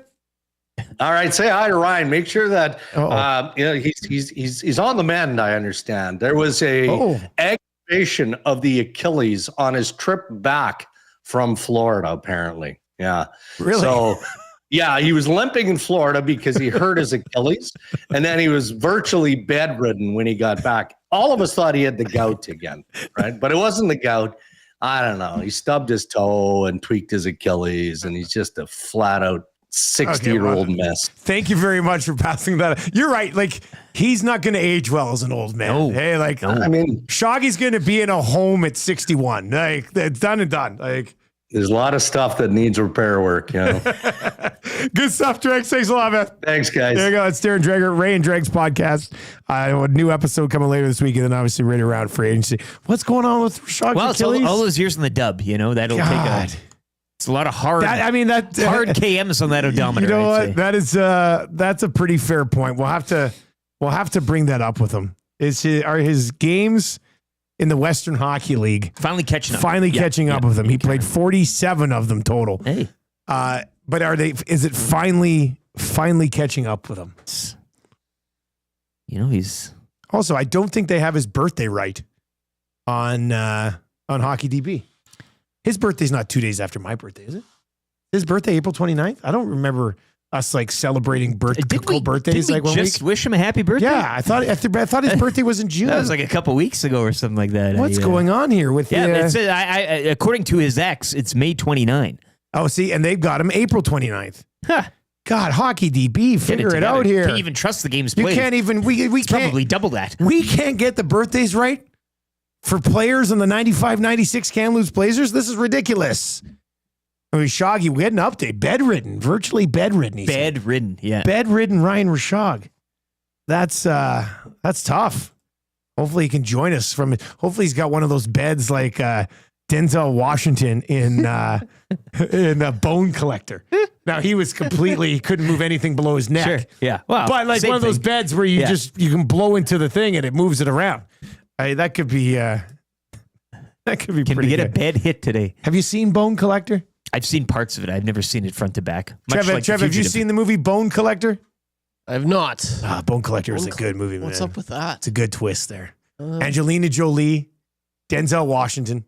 Bone Collector. You haven't seen Bone Collector? Never even heard of it. What? Do they just collect it's like a CSI type of movie. Are they like, archaeologists? No. They're just So it's people like who solve crimes. There's a serial killer on the loose. That's very original. Yeah, man. I tell you, I love the Bone Collector. Okay. I think it was a pretty good. You should watch it. I will. I mean, if you like Denzel at all, I think Denzel's great. Yeah. Basically, just has to lay in a bed the whole movie. It's like Broken. What a gig! Is it Samuel? I never saw that one. His bones are made of like glass. He's got some disease and he falls down the steps and breaks his whole body or whatever. Right? Yeah, and doesn't there's another one of those called Glass. Yeah. It's like a spin-off or something like that. All right, let's get to your Play Alberta early bird bet of the day. A couple of different things that we can look at here. We can obviously go to Major League Baseball.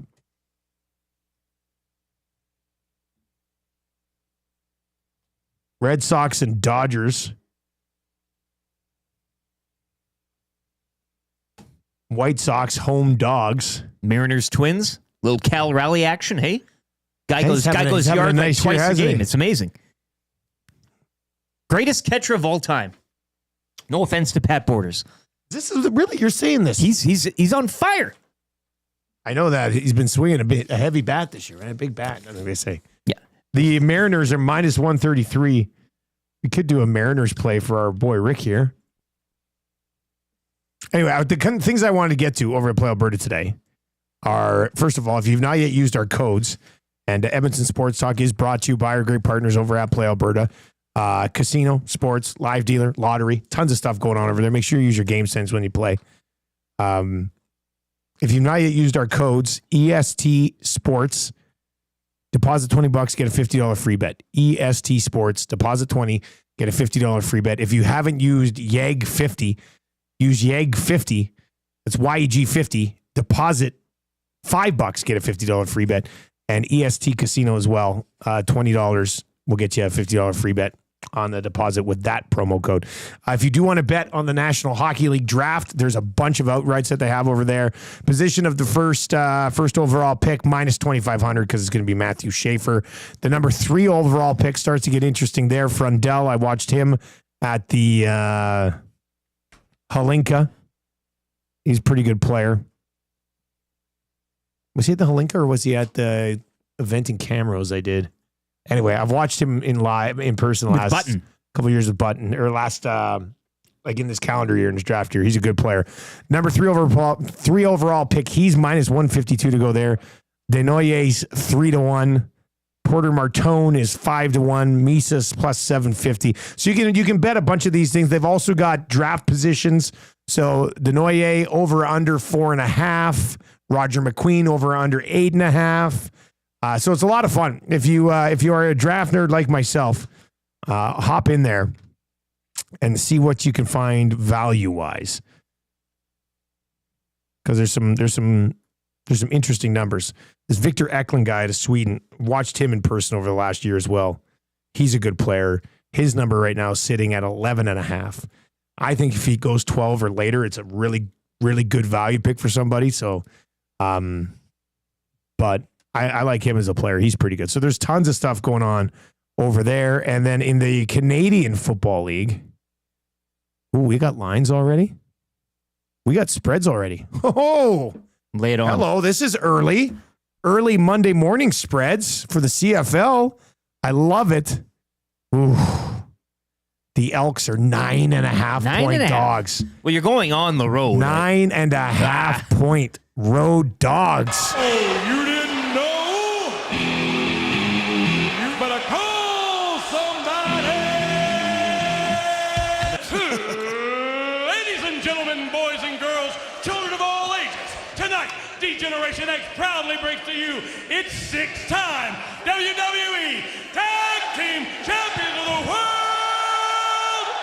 The Road Dogg, Jesse James, the Badass, Billy Gunn, the New Age Outlaws.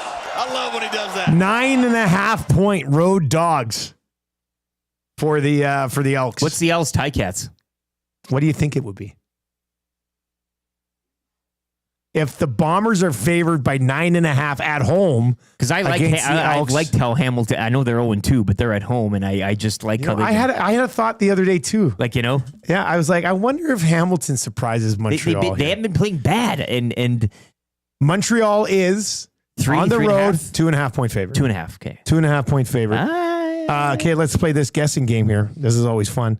The Riders are at home against the Lions. I will tell you. Right now, when I look at this line, to me, it's a non-Nathan Rourke number. Yeah. And if you think Nathan Rourke is going to play, I'd bet on the Lions right now. Right now. Because if Rourke plays, this number's moving significantly in their favor. But what do you think it is right now? Right now? With no Rourke playing. Let's say it's Mazzoli at the helm. 6.5. Bingo. Are you looking it up? Not at all. Nailed it. Nailed it. Who are you? I have nothing to hide. Hustlerama? And then the Argos and the Red Blacks. In Ottawa. Who we're assuming is Chad Kelly? I will say this line is without Chad Kelly. And Drew Brown? Or what would you think? Just by looking at the I guess. I think it's either without both of them or with both of them. Like Red Blacks 1.5. 2.5. Ottawa 2.5. I'll tell you, Rourke was close to playing last week. He was a game time decision. Just that I think I don't want to I think we should hammer the 6.5 because I think by kickoff, if Rourke plays, that number is going to be 3. You can get it at 6.5 right now. So BC Lions plus 6.5. Let's make that your early bird bet of the day.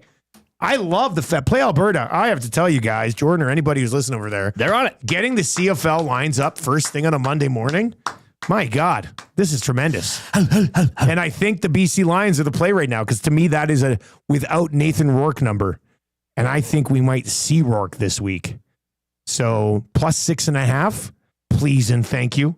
That'll be your early bird bet of the day. BC Lions plus 6.5 on the road against the Riders.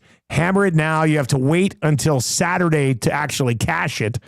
But I'll be on the call for that one. I look forward to that game. I hope Rourke's playing. Give me Rourke and the Lions against Harris and the Riders at Mosaic. That'll be a tremendous game. Tremendous game in a wonderful league that is highly entertaining. All right. On the way next, we're going to give you some more details on that trip to Mexico. I think we might even put on the funny Mexico hats for a little bit here. Yeah, I'll do it if you do it. And then John Gibson, you heard Drake say, if the Oilers, that was an interesting point by Dreger today. If the Oilers actually wanted John Gibson, he feels like they would have already gone and gotten John Gibson at some point. The time wasn't right. So we ask you this morning, John Gibson, is he the guy?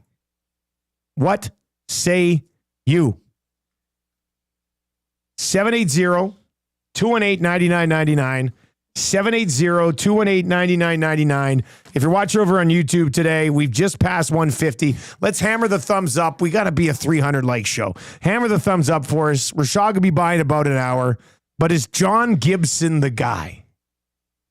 I mean, how much are they going to be able to actually wiggle around the rest of this roster? If the big move this offseason was John Gibson, does that make them win the Stanley Cup? What say you? 780-218-9999.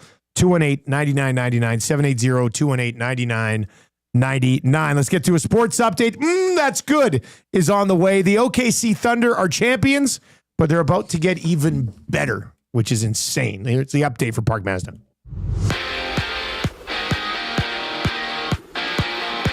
Well, as Dusty mentioned, the Thunder are the NBA champions. They captured the title in Game 7, 103-91 over the Tyrese Halliburton-less Pacers.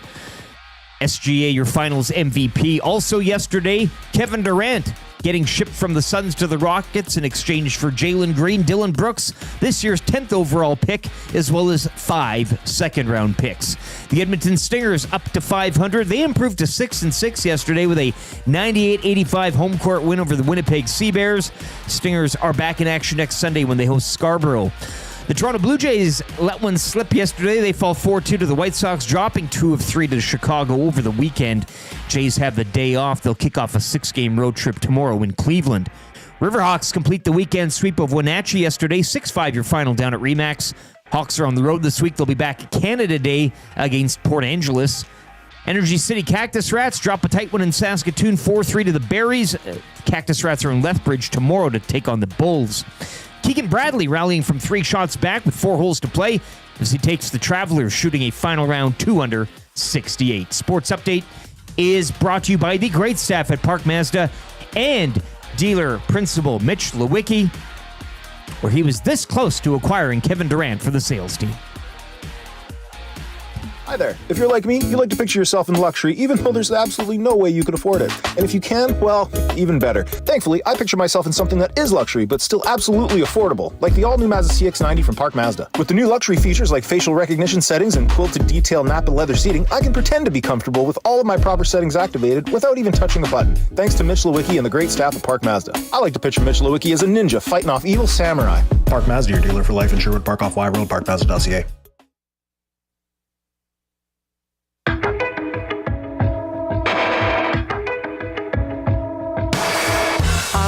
Something under my skin, and the itch won't go away. It's my original sin, the poison that I crave. Come along for the ride, I'd make you feel better. Cut the rope that I tied, but then I broke my skin again. You got me fiending for that first high, but the feeling's not the same.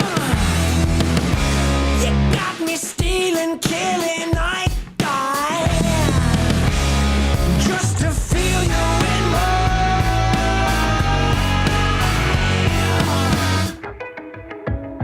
veins. Whale and the Wolf with you on a Monday morning. Thank you very much for being here. Coming in from the Popeyes Louisiana Kitchen Studio this morning.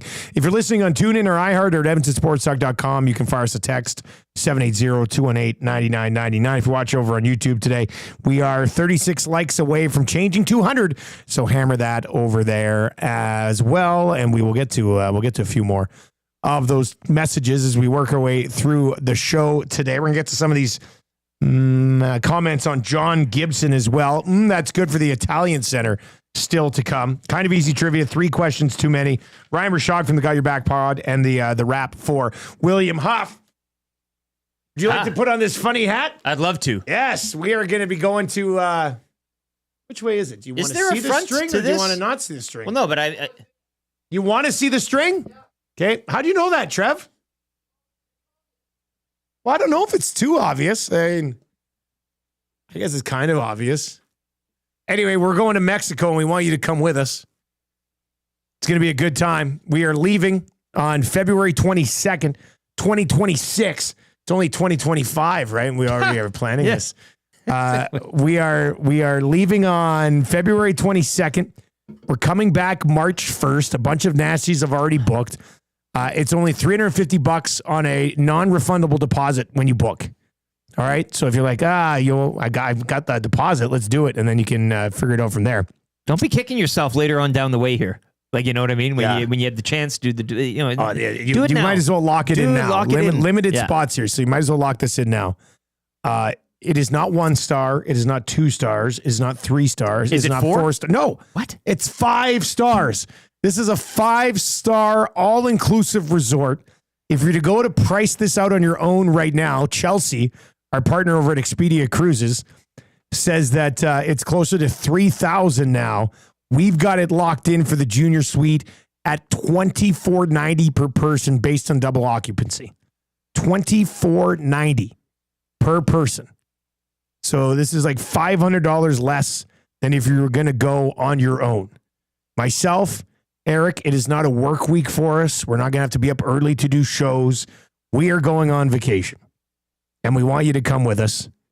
Give Chelsea a call. She's going to be there too. She's an AM Nasty, just like all of you. So she's going to be on the trip with us, which is great because if anybody has any issues, we can just say, go see Chelsea. And then we don't have to worry about it as well. Straighten you out. It's good. It's going to be run like a finely tuned clock. Oh, yeah. It's going to be great. Family pricing also available on this. So give Chelsea a call at Expedia Cruises in Northeast Edmonton to start planning and join us on this trip. 780-970-4834. That's 780-970-4834. It's going to be like at a Hudson's, but in Mexico for a week.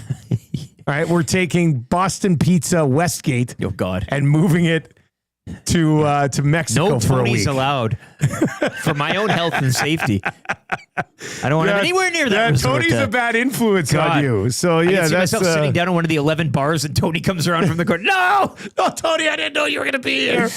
There's an onion dish for you. Hey, there's 11 bars at this resort. There's a lazy river that has a grotto along the way. Chelsea is working on the option to golf as well. She's also working on the option for us to hit a catamaran for a day, which is essentially a booze cruise. So that sounds nice as well. And Chichen Itza. I mean, lots of historical sites. I'm going to go to Chichen Itza and run it like it's the stairs in Rocky in Philadelphia. We'll bring an entire chicken to the top and split it. Oh, the chicken eats chicken Itza. Chicken on the yeah. So yeah, I wouldn't mind. I'm usually not a huge excursion guy, but I think I'd like to see that. Yeah, place. you got to kind of there, right? Because Aliens made it years ago. That's exactly that's the cool part about it. So I'm very much looking forward to that. As Big Uke says over in the chat, line them up. Yeah. That's not a bad idea either. How do you say line them up in Spanish? Actually, yeah, look that up. There's got to be a website where you can translate English to Spanish. Okay. I'm very excited for this trip. Like, I'm looking at a picture of the resort right now, and you see the ocean, and then you see like the pools and the hotels, and then you see a basketball court. Are we having a shirts versus skins game? What? I think that's line them up. Okay, and what was it? Alinearlas. Alineanas. That's the feminine way of saying it. Here's the masculine way. Oh. Alinearlos. Still a female. No, but like there's a last and a loss at the end. I have no idea the difference, but why would you need that for line them up? Unless hit that again.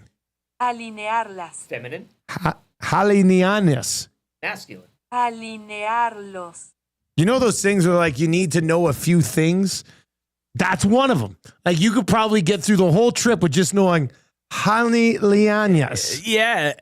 It's one word for 3. Yeah, because what's the other one? Cerveza, por favor. Yeah. Which is a beer for me. La bathroom. Yeah, something along those lines. Okay, so Alineanas. Well, close. Alinearlas. Alinearlos. Whoa. That's the masculine. You should go. You're better at this than me. And it's in the nasty chat. That's why. Oh, this is Ali Rob from the Grove. Nierlos. Nielos. Ali Nierlos. Yeah, there. That's So you roll you up. were saying Neanlos. We're floating down the old lazy river. We float on over to the grotto, and then we say, Ali Nierlos. Well, you got to yell it, like line them up. Ali Nierlos. Ali Nierlos. Ali Nierlos. Por favor. Ali Nierlos, por favor. Line them up for me. Line them up. Anyway, it's going to be a good trip. We want you to come with us. I'm assuming this is going to be the first one of many. I mean, we've got all our major events, which are right coming down the pipe here. EST Golf Classic presented by Play Alberta. That's going down July 8th. Nasty Bash August 8th. Estes in September. I think the date's locked in, but I don't have it in front of me.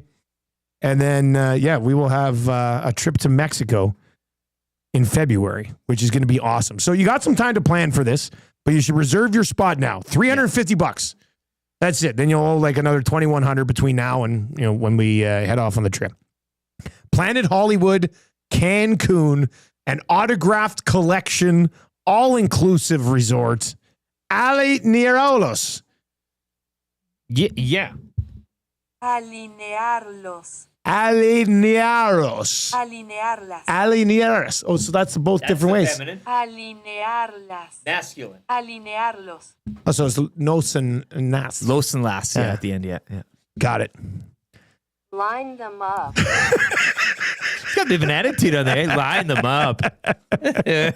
Oh, that's too funny. Anyway, give Chelsea a call. It's going to be a riot, man. I can't wait for this. 780-970-4834. You want to fly solo? We're flying solo. You want to bring your loved ones? I think Rob from the Grove is bringing his kid. So there's... My wife really wants to come. I keep saying no. Yeah. Get out of here. Get out of here. On the next one. This is what they said. This is a business trip. It's work. Yeah, which we won't actually be working. But I mean, yeah. If she asks, we're doing the show. Just between you and me. I mean, I can't lie to your wife. We're clearly not doing the show. I plan on sleeping in, getting up. Lots of work. Going to the pool. Too much work. Having a bite to eat.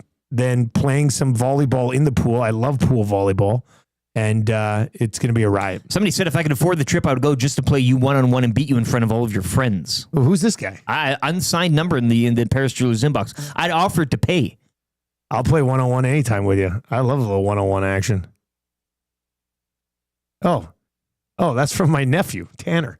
He texted to my phone, too. Oh, I love it. That's the Godfather's son. Well, we have a big game coming up because... Godfather can afford it. He's talking trash. He's 14 years old. He thinks he's going to beat me in a game of one-on-one, but it'll never happen. I'm sorry.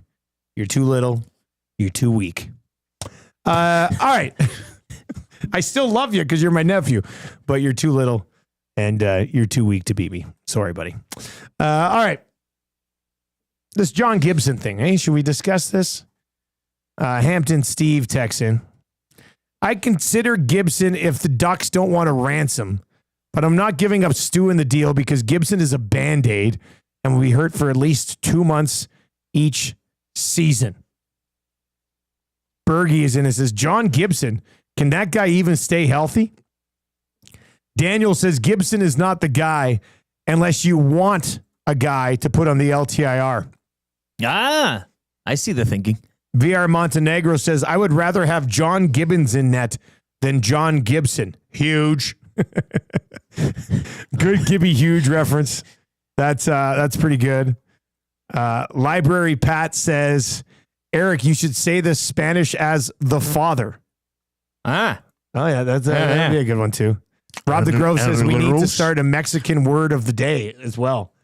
Just so that would be half bad. Learn something all the time. We could have a little booklet. Let's word of the week. Like a word of the week. We probably by the time we get down there, we'll have like 25 words in our repertoire. Yeah, know everything. Yeah, get us around. Catamaran. This is a good one from Big Maple.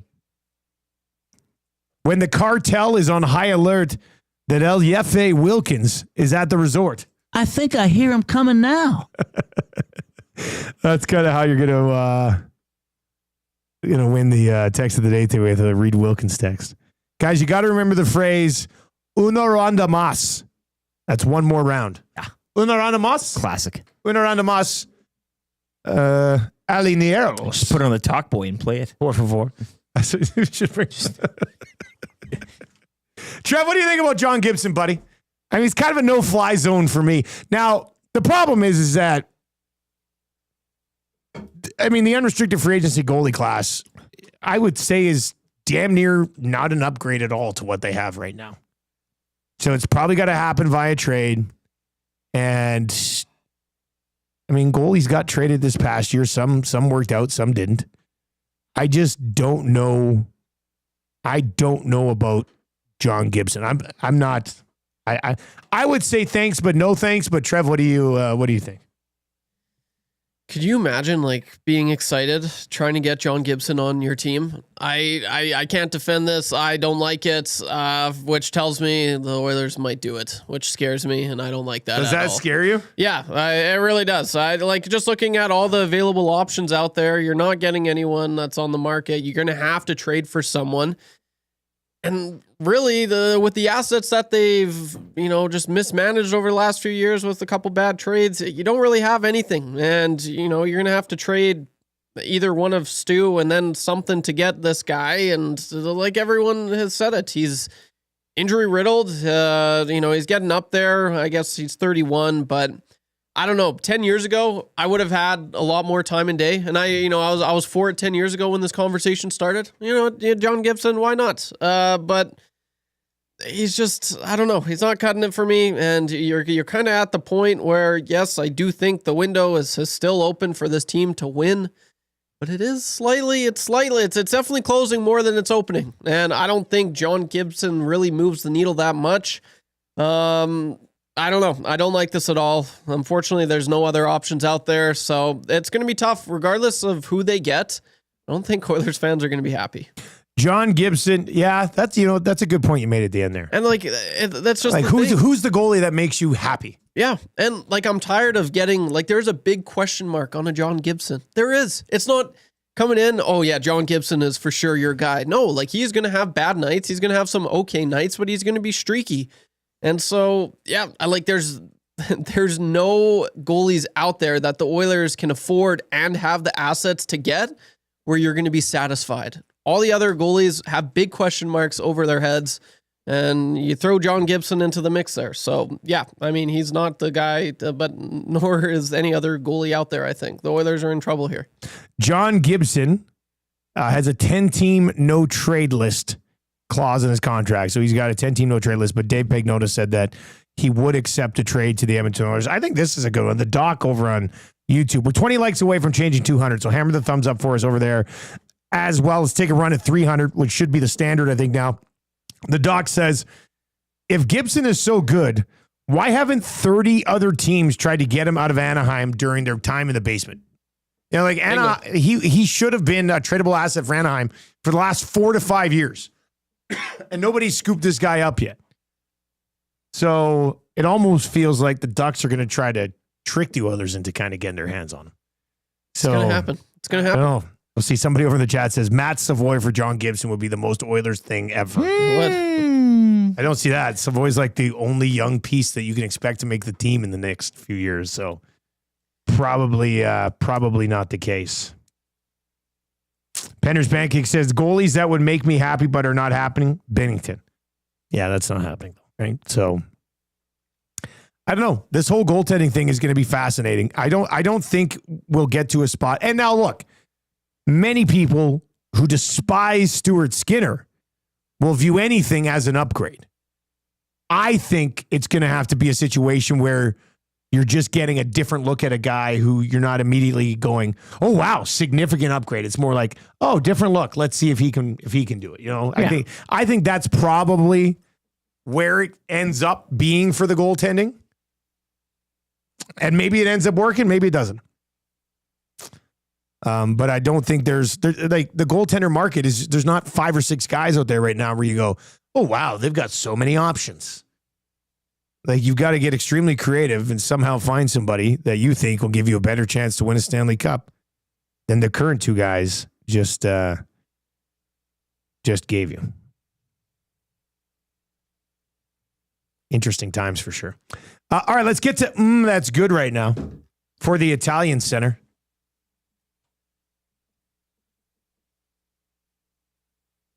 Shout out to Mark, who came by to watch the show on Friday and brought in a pizza that the boys made. Right? When did they make that? I never got a slice of that pizza. During Tecmo. Is it like during like Lock Shop? Yeah. Damn. I missed out on it. Remember he said, Trev, this is your pizza. Did you get a piece of it? I had one slice. He did say it was your pizza. And then God bless him, glue guy. He was like, oh, we got pizza. It's going in the oven. Oh, I thought Tommy heated it up. Or maybe it was Tommy, but I was like, damn, that was my supper later. I wasn't going to say anything, though. You didn't want to step up and be like, oh, that's my pizza? No. It's for everyone. And then what happened with the panitos? Tommy cut them up, and they were gone before you could say. Did you get any of the panino? No. Did you get any of the pizza? No. I didn't get any of the panino or the pizza either.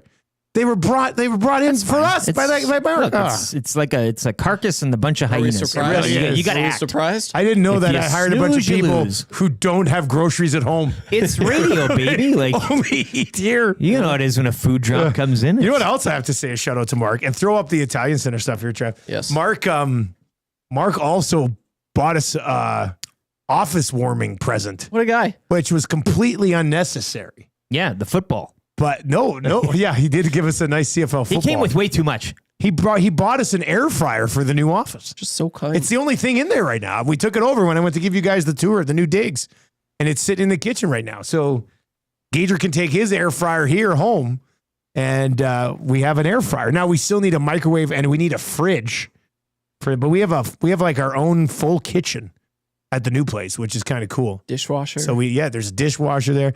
We just need we got to find like some sort of old used fridge that we can throw into the spot.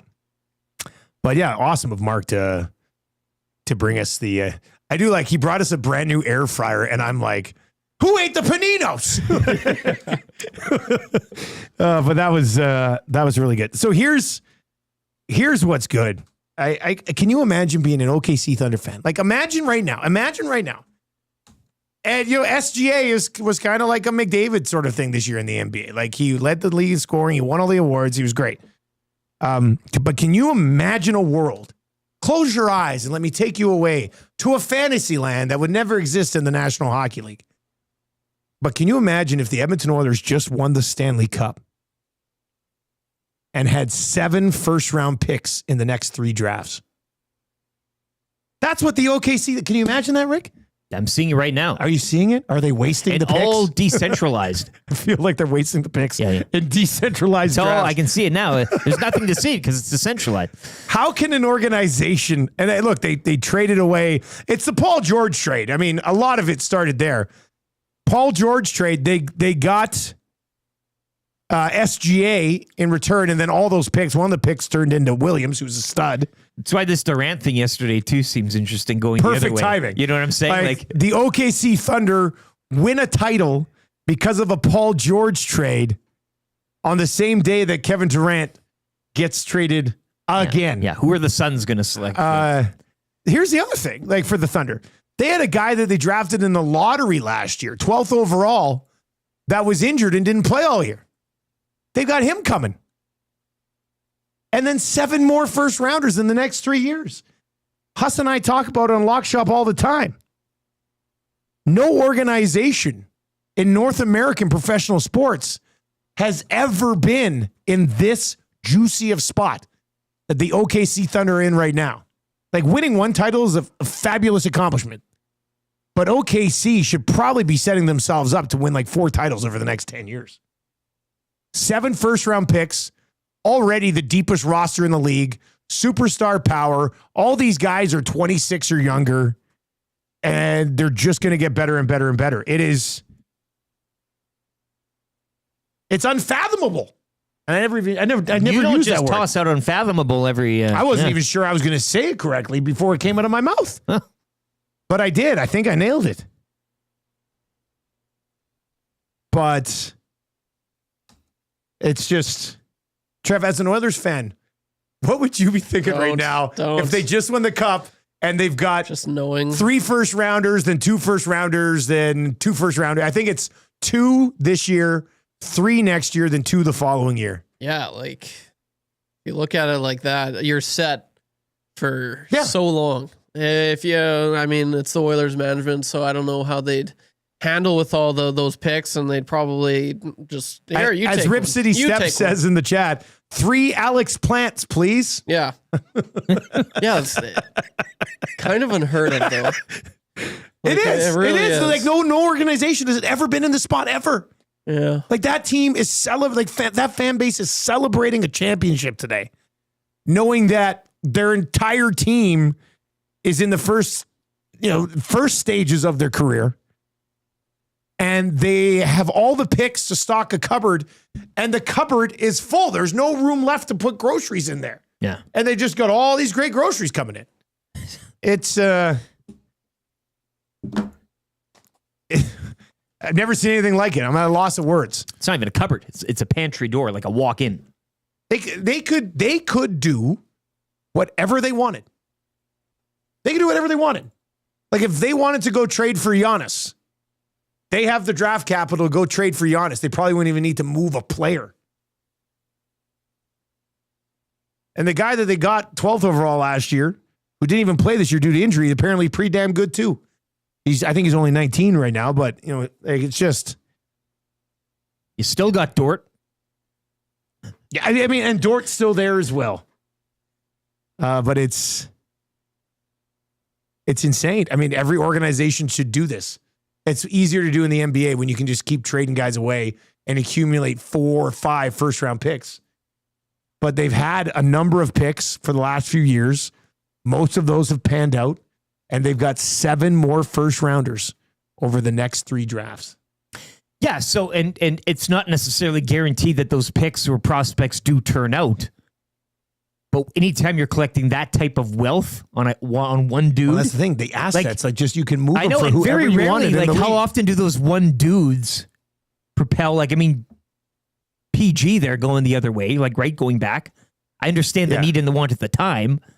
Yeah, but PG's a perennial loser. That's what I'm saying too. Yeah. Like, but from a Rockets point of view too, I mean, they gave up a lot here. Is this going to justify things, or down the line, do the Suns do something with those handful of picks? I know they got seconds. I know, but you never know. But there's a huge difference when you between have that much, though. In the NBA. Yeah.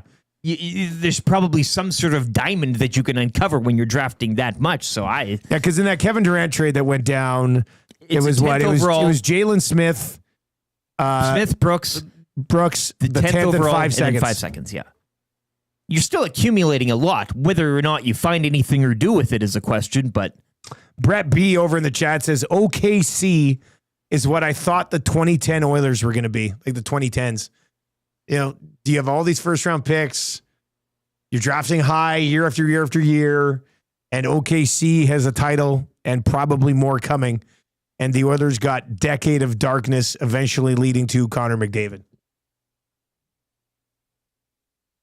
Anyway, nobody's ever had this before. I'm not sure anybody ever gets it again. Jason Leduc says it's more of a walk-in shoe closet. You know those ones with you can just levels and of shelving. Hey, you probably already have the same shoe, but you got it again, and it's somewhere else in the closet. Yeah, that's what the OKC Thunder are doing. Yeah.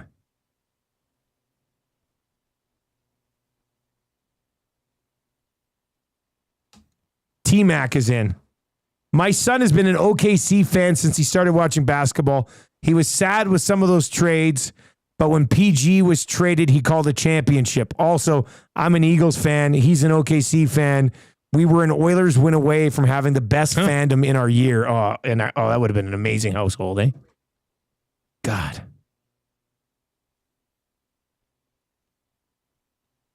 Bones is in and says Edmonton would trade all 7 firsts for another Reinhardt child. Jeez. Oh, it is funny when you look back and see how bad the organization screwed themselves over, isn't it? How far back you looking? Well, you don't have to look too far. John Gibson, another John Gibson text flying in on that queue. Yeah, there's a bunch of John Gibson's texts. I don't want to spend too much time. If he does get brought in, you and I have to polish off a bottle of wild turkey on the show in honor of Gibby. Is that? I think that's the Is that Gibson's? Is that Gibson's finest? Is that not a whiskey too or something? John Gibbon, because of Gibbon. Yeah. I don't know about that. Gibbons. I see the link. You can sit back. We'll tilt your chair back. All right, keep the text messages flying in. We need somebody to play kind of easy trivia. It'll get you a gift certificate to Mr. Mike's, where Platterpalooza is on now. That's on the way. 3 questions too many, also on the way. Ryan Rishaug dealing with an Achilles injury, by all accounts, from the Got Your Back podcast. That's on the way around 8:30, and then the wrap for William Huff. If you would like to play kind of easy trivia today, text Trev right now. 780-218-9999. 780-218-9999. Gift certificate to Mr. Mike's is up for grabs. You just need 3 of the 5 questions correct. Hopefully you were paying attention to the NBA yesterday. What a hint. Yeah. I mean, they're pretty obvious ones, but... How many second-round picks? Yeah.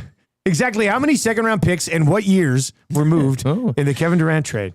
780-218-9999. 780-218-9999. If you want to play kind of easy trivia, text Trev right now. One of you will get to play and win that gift certificate to Mr. Mike's. Let's get to a sports update right now with Lieutenant Eric for Windsor Plywood, Leduc. OKC Thunder, your NBA champions after defeating the Pacers in 7, 103-91. SGA, your finals MVP.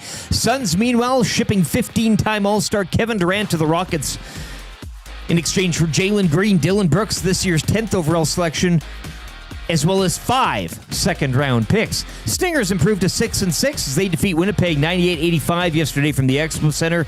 Stingers are back on the court next Sunday when they host Scarborough. The Jays dropping 2 of 3 to the White Sox over the weekend following a 4-2 loss yesterday. Toronto have the day off. They're in Cleveland tomorrow to kick off a 6-game road trip. The Energy City Cactus Rats dropping 1 in Saskatoon, 4-3 to the Berries. They'll visit Lethbridge tomorrow. The Riverhawks, meanwhile, completing the weekend sweep of Wenatchee yesterday, 6-5 down at Remax. Hawks will hit the road and return home for Canada Day against Port Angeles. Over to the PGA, where Keegan Bradley, 3 shots back with 4 holes to play. He takes the Travelers for the final round 2 under 68. Sports Update is brought to you by Windsor Plywood Leduc. Locally owned and operated, serving Leduc and the surrounding area since 1993. Doors, flooring, baseboards, and of course, plywood. Go see the knowledgeable staff at Windsor Plywood, Leduc.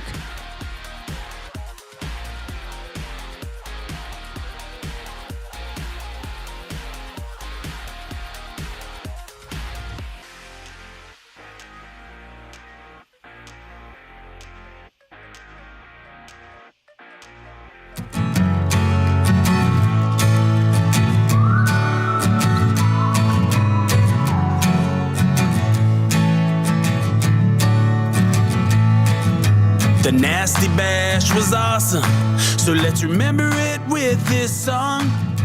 The EST on Corey B. Tattoos still looking strong. They fly really well. 6:30 wasn't working, so old Smash said so long. AM Nasty C and Frazier yelling, turn your headlights on. 1, here comes the 2 to the 3 to the 4. Tommy met a new girl heading out the door. Normology's stripping, his shirt just hit the floor. Oh my, good lord. Someone poured me birdie booze on a shot ski. Now you know Reed Wilkins was a mystery. X-Ray J's pants got a little pissy. Everybody at the bash was a nasty. Everybody at the bash was a nasty.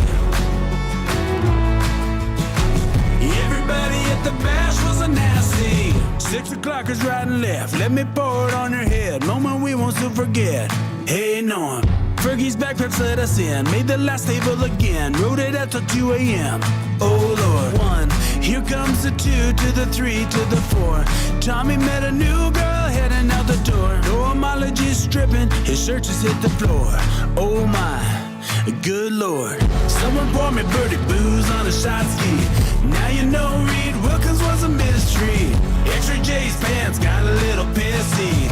Everybody at the bash was a nasty. Everybody at the bash. 8:06 on the Nielson Show. Thank you very much for being here on Edmonton Sports Talk. Edmonton Sports Talk presented to you by our partners over at Play Alberta. What you play with at Play Alberta stays in Alberta. Check it out, playalberta.ca, or download the Play Alberta app today. You can text us anytime. That'll get you into the old Paris Jewelers inbox today. One of your text messages will win text of the day for A and a W, which should be a lot of fun as well. I've already been thinking about what song I'm going to write the Nasty Bash song John to Gibson. this year. And my kids have given it a seal of approval. They're pretty excited Have you about fed it through the machine yet? No, it won't be AI. Oh. This thing's going to be scripted and sent off official production. Oh. Yeah, I will use AI to come up with some sort of song for our trip to Mexico, though. Yes. Yeah, we'll have to make something there. And the John Gibson shutout song, when and if he does arrive. If they don't acquire a goalie in the next 10 days, do they get one at all before the start of the season?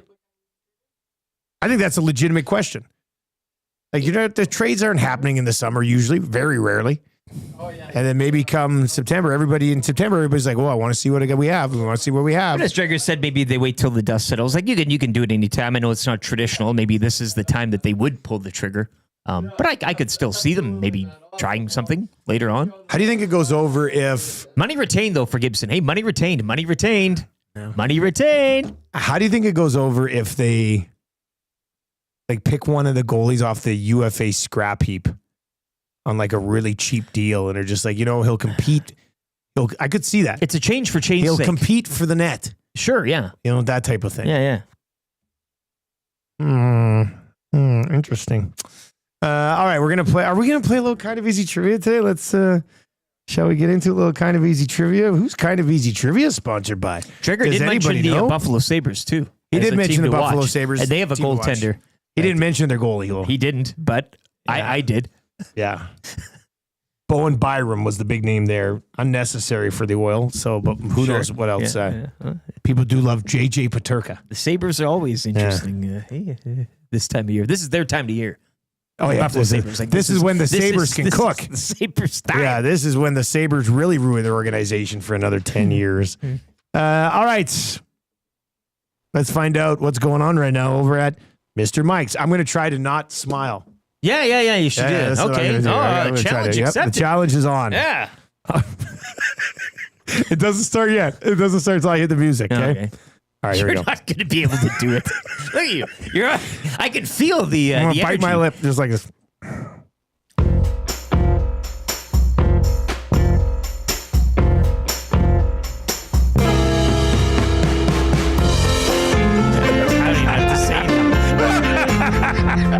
This is going to be a harder challenge than I thought. Oh, damn.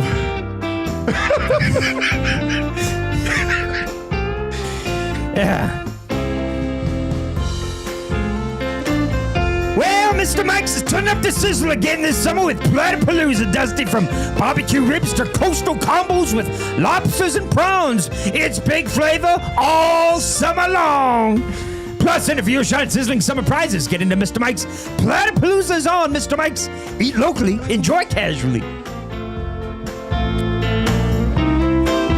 It's a hell of a bed. I think I hear him coming now. That works, doesn't it? He's got a bit of a Cajun Yeah, it does. twang to that. I'm going to make it a little bit louder. Hang on.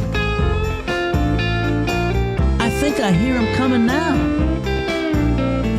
That's what the summer is Platypalooza here, saying man. To the trivia winner. Yeah, that's right. That's the platter talking. I think. Summer is so on. Let's go. Final week of school for kids. Is this it? And then the summer tis be upon us. Cleaning up the lockers, and the desks. This is the final. Did you like school as a kid? Like, did you like going to school with your friends and stuff, or you're always like, oh, school, damn it? Elementary was cool. Elementary like we was did the fun. K to 8, and then it was 9 to 12. It's and then fun high day school. at the kids' school today. Oh, yeah. You get the team. Yeah. So you have a team. Fun and day, you're doing events. Those are great, Yeah, those man. And always you'd have good a time. team name and everything. And so that was good. High school, I wasn't really too much. I think I skipped more of it than I attended. If you know what I mean. I'm going to come across as such a dweeb here by following up your thing, but Hi, my name's Dustin. I never once skipped a class in Get high out school. of here. I did. Get out of here. Serious? I went to all my classes. Keener. Yeah, You're a I know. keener, I know. good Did you student. skip too? Oh, on the regular. Yeah. Really? Probably almost every week. I used to get in a lot of trouble. Really? Yeah. When I got to college, I'd skip a lot of those classes. I never skipped college, though. But in high school, You I was a paid good money for student. college, though. That's why I never. Yeah. Me too. I'd miss Good the odd point. one, but it was. Yeah. Yeah. I mean, I hated 1 year I did university. I hated it. So I just played video games instead. And then when I was in college, I did love college. I love Lethbridge College. It wasn't like going to school. It was just like, It was awesome. yeah, it was great. But I just sleep in a lot and miss my early classes. And was like, what was going to happen? I'm going to fail? Like, Yeah. come on. So, but yeah, in high school, I don't think I ever skipped a class. 9 and 10, That's I crazy, loaded it though. up with all my credits so that in like grades 11 and 12, I'd have like one class a semester. Yeah, that's amazing. My buddy, the wuss, in one, we did quarters in high school. Yeah. So it was like 2 classes for 2.5 months, then 2 classes for 2.5 months. And the wuss set it up so he had grade 11 and grade 12 gym in the same quarter. Yeah. So for 2.5 months in grade 12, all he had was PE, which is a legendary setup. That's how you do it right Yeah, there. he ended up getting kicked out of both classes, and for like the last 3 weeks, he had nothing. Perfect. But yeah, no, it was a good time. All right, well, I guess we got to play kind of easy trivia still. Yes, we do. Okay, who's Mr. playing Mike's today? Who's playing today? Platterpalooza. We've got Shotsky Jerry. Oh, Shotsky Jerry brings the Shotsky to the Nasty Bash. Shotsky Jerry, you ready to go, buddy? Someone pour me pretty booze on a shot. Hey, there it is. Yeah, Now they yeah, know yeah. Reed Wilkins was a mystery. What's going to be the announcement this year at the Nasty Bash? Find out August 8th. All right, here we go. I'll start the Trevor start the ticker after read the first question. Good luck, man. Here we go. Which team won an NBA championship last night? OKC. Name one player on the Thunder. SGA. Who is taller, Chet Holmgren or YouTube Trev? We'll go with Holmgren. Which future NBA Hall of Famer was traded to Houston yesterday? The Grim Sleeper or whatever, Durant. Name one team Kevin Durant has played for. Who hasn't he played for? I'll Phoenix. give it to you. I'll give it to you. And he got it. Who hasn't he played for? Him sleeper. Another 5! Are you kidding me? That's right! Who do you think you are? I am! Get it right! You can't have a newcomer come in and steal the show. That's a peddling. Oh, we've been strong. We're just playing by the rules. Ooh, you better believe that's a peddling. And I was in Miami with my new beach house. Well, it was a couple minutes from the beach. That's a peddling. The first year we took it to the limit. You cannot come to my house. No, not today. You cannot come to my house. No, not today.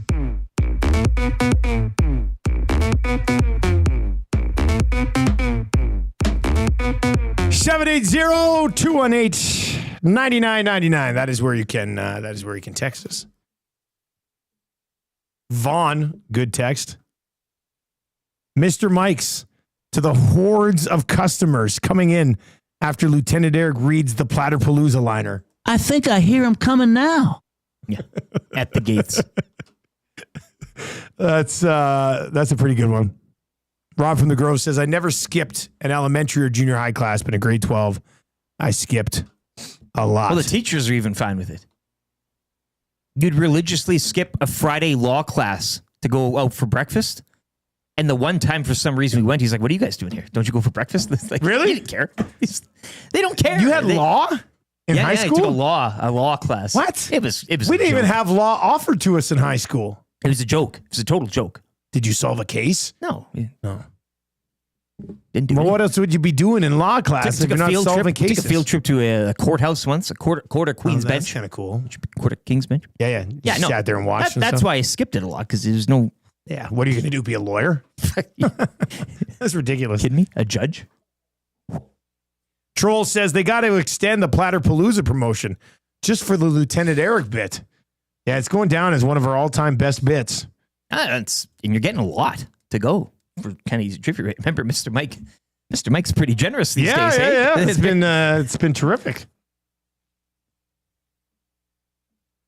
Wheel says, I skipped class in high school all the time. I used to go to the local mall. Yeah, I just wasn't one of those guys. I don't know. I kind of like school. I know. I'm a dweeb, a nerd. Yeah, a punk. Nerd. Like, yeah. I'm just joking. No, that's good. That's important that you like school. Yeah.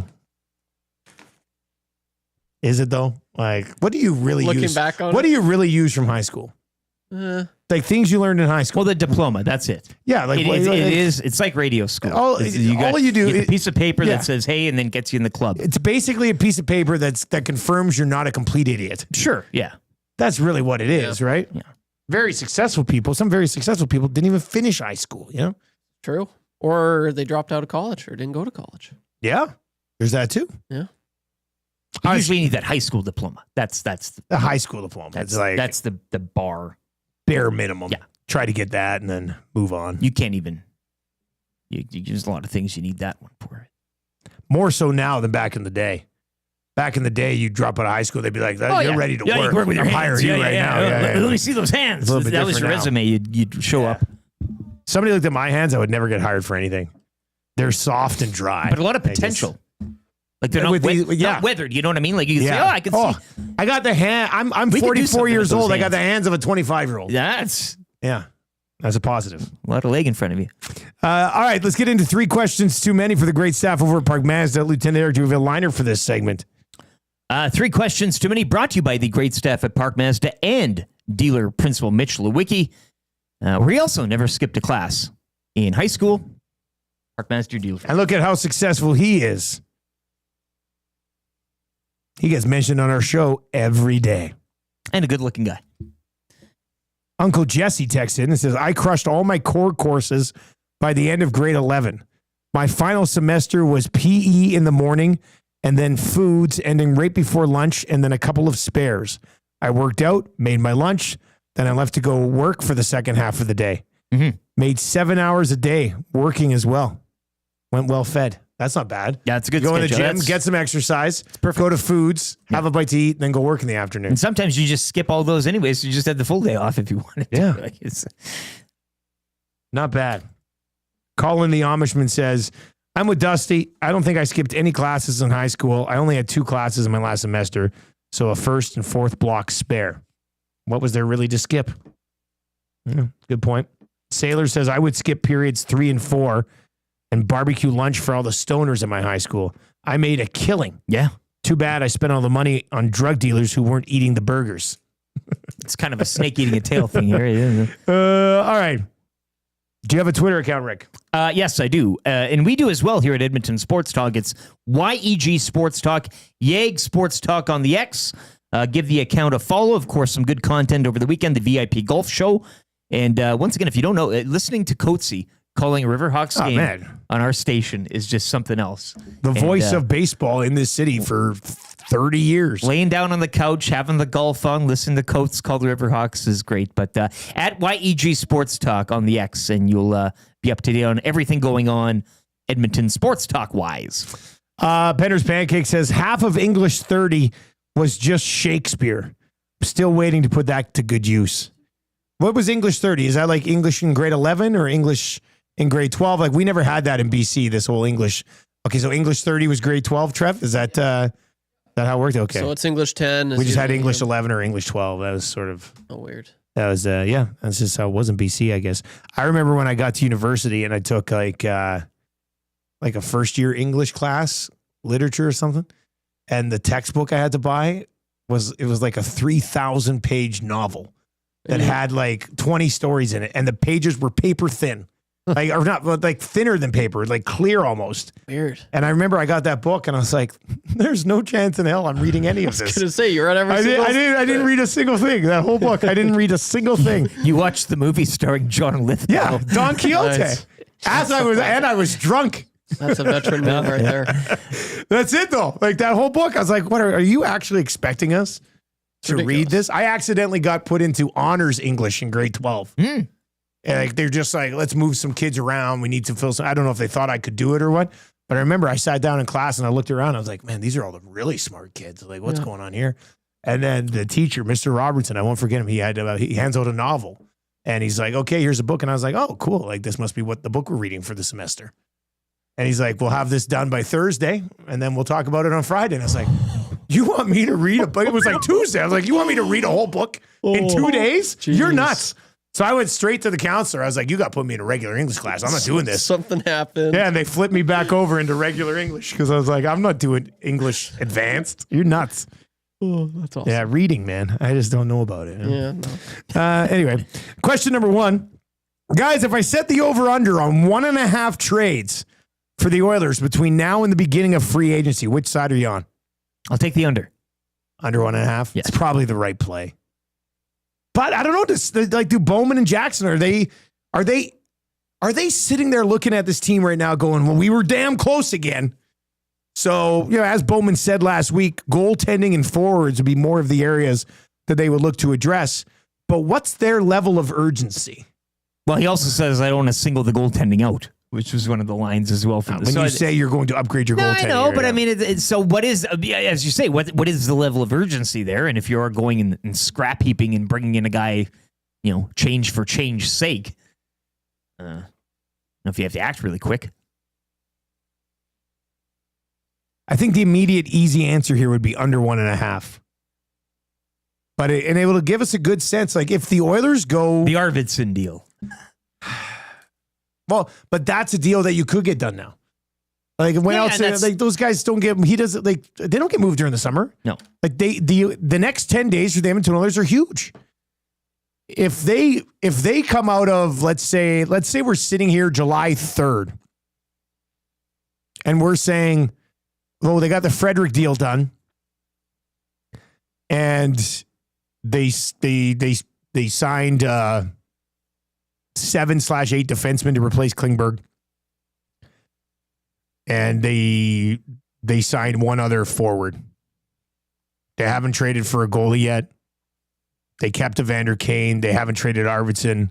Like that'll be a pretty disappointing stretch, I think, unless the management group doesn't sense a major urgency to not to say significantly overhaul things, but more than minor tweaks to the roster. It might disappoint the fan base who are looking for change. I guess I'm kind of setting the fan base up to be underwhelmed with the next 10 days. Yeah. Maybe there's something that comes out of the woodwork and you're like, oh, but I think you should probably set pretty low standards here. Trev, you are our Oilers fan. What have you set as the expectation? And that, so I'm with Eric. I'm on the under 1.5 trades between now and the beginning of free agency. But where are you at on this one? Yeah, it's interesting because do they learn? Does Jeff Jackson, I know he's not making the calls this year, but he was pretty trigger happy last year. He was making all these trades, making all these deals, and then it kind of burned him in the long run. So I feel like they're going to be pretty hesitant. And that's one thing. If the Oilers didn't go as far as they did, I feel like, that's where their focus was. And that's one, I guess, I don't know if you want to call it a negative, but they're not spending time trying to figure out trades and trying to figure out, they're still focused, they're still playing, right? Yeah. So a lot of your time and energy goes into that. So I honestly, I'm with you guys. I think it's going to be under just based off what happened last year. And I don't think they've really they've had just over a week now, or not even, to really look at what they need to do. So I think it's under as well. And it's going to be annoying. Yeah, people are not going to want to hear me say this, but you wouldn't have to be worried about this if you would have just matched on Dylan Holloway. Yeah. Right? You wouldn't have to be like, oh, got to get rid of Arvidsson. Oh, you're going to could have just had Holloway at a pretty reasonable damn number that they could have done last reasonable. year. They could have matched on him last year. So ridiculous. They spite let him go. Yeah, no, you want to go? See ya. Instead of being like, there's the door. Instead of being like, well played, we'll match this and keep you because we've been grooming you for years now. What a joke. And you're ready to pop. Just an all-time bad move by Jackson last year. So embarrassing. Broberg thing was a little bit different, but the Holloway one could have easily been done. Could have easily been accomplished. And I think it was like, oh yeah, well, I'm going to whip out mine and put it on the table and let you go. Mm-hmm. By that, I mean wiener. Yeah, it's a pissing Tough. contest. Question number 2. Is this week against the Bombers going to be better or worse for the Elks than I guess they're saying last week against the Alouettes? It's got to be better. I mean, that's the hope, the expectation, the want. They're not coming off a bye week, although they're catching another team on a short week, correct? much like they did with the Bombers Alouettes. will be on a short week because Bombers they will be on played a short- Saturday. so Thursday. But we said the same thing about the Alouettes, No, too. I know, though, I know. right? Like, I think the Alouettes are a cut above the bomb. I think the Alouettes are a cut above most right now at this stage of the season. Winnipeg's tough at home. That's a tough place to go and play for a road team.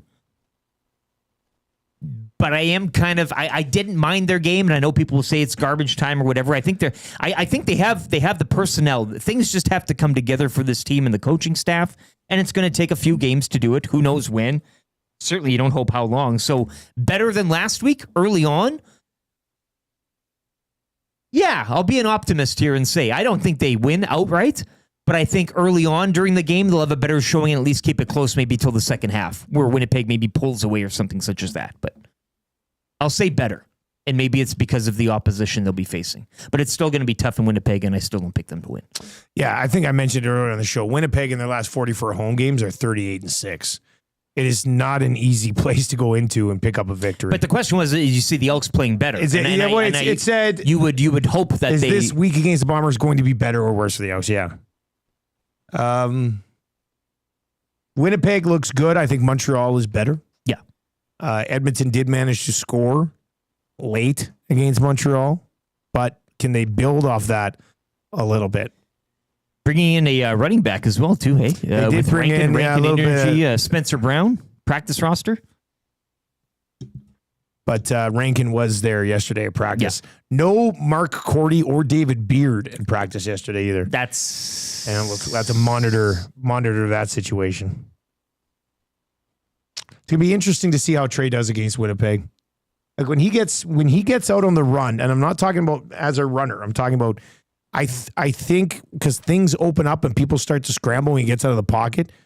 It opens up some plays, and then he can make some plays with his arm. Yeah. I'm still very concerned about his ability to throw it down the field over the middle from the pocket. Sure. And that's a fair... Like from the pocket, he can dink and dunk it to the outside. I don't know how many times this year he stayed in the pocket and gone over the middle 10-plus yards. Get out on the run, and he throws brilliantly on the run. Yeah. And then you get out on the run, and people start to panic, and some guys open up. But I mean, you can't do that all the time. You need to deliver from the pocket. But maybe you can down the field sometimes. Maybe you can. Maybe that's the way he's going to have to try that. And maybe it's and hey, look, maybe that's not a sign of longevity for his career or success or anything. But maybe that's just the way you're going to have to shape things around a bit. It's not ideal. I get it, and you want to see him be able to make a pass from any sort of position on the field. But if that's his game, then maybe you just kind of slant towards stuff like that. Because you're right. Once you get people kind of shaking things. And if he can connect while running, I mean, that's, and then it opens up things too. I mean, he could either take off, he could put it in the air, but I do share your concern, and it's a worthwhile one that over the middle, it's just not there right now. Question number 3, guys, nothing against the NHL draft, free agency, or the CFL, but have you locked in an EST draft for July? Bird draft. We have not. Was that in the... I don't know. Selfishly, I'd love to do that. It's not going to happen, but... Well, bird draft could happen. Let me see if I have my draft folder here. Like we said, when you think of it, when you really break it down, the categories could be immense. I mean, there's birds, yes, but Larry Bird, bird mascots. Chris Anderson, the bird man. Sure, yeah, mascots. Yeah. Big Bird. Yeah, animated birds. I mean, the real life birds. Bird. Yeah. Walking birds or running birds, flying birds. Yeah. You could probably even choose a dinosaur because those are birds, right? What? Dr. Alan Grant. 6-foot turkey. There's lots of places you could take a bird draft. I don't hate bird draft. Yeah. I really don't hate bird draft. I hate birds.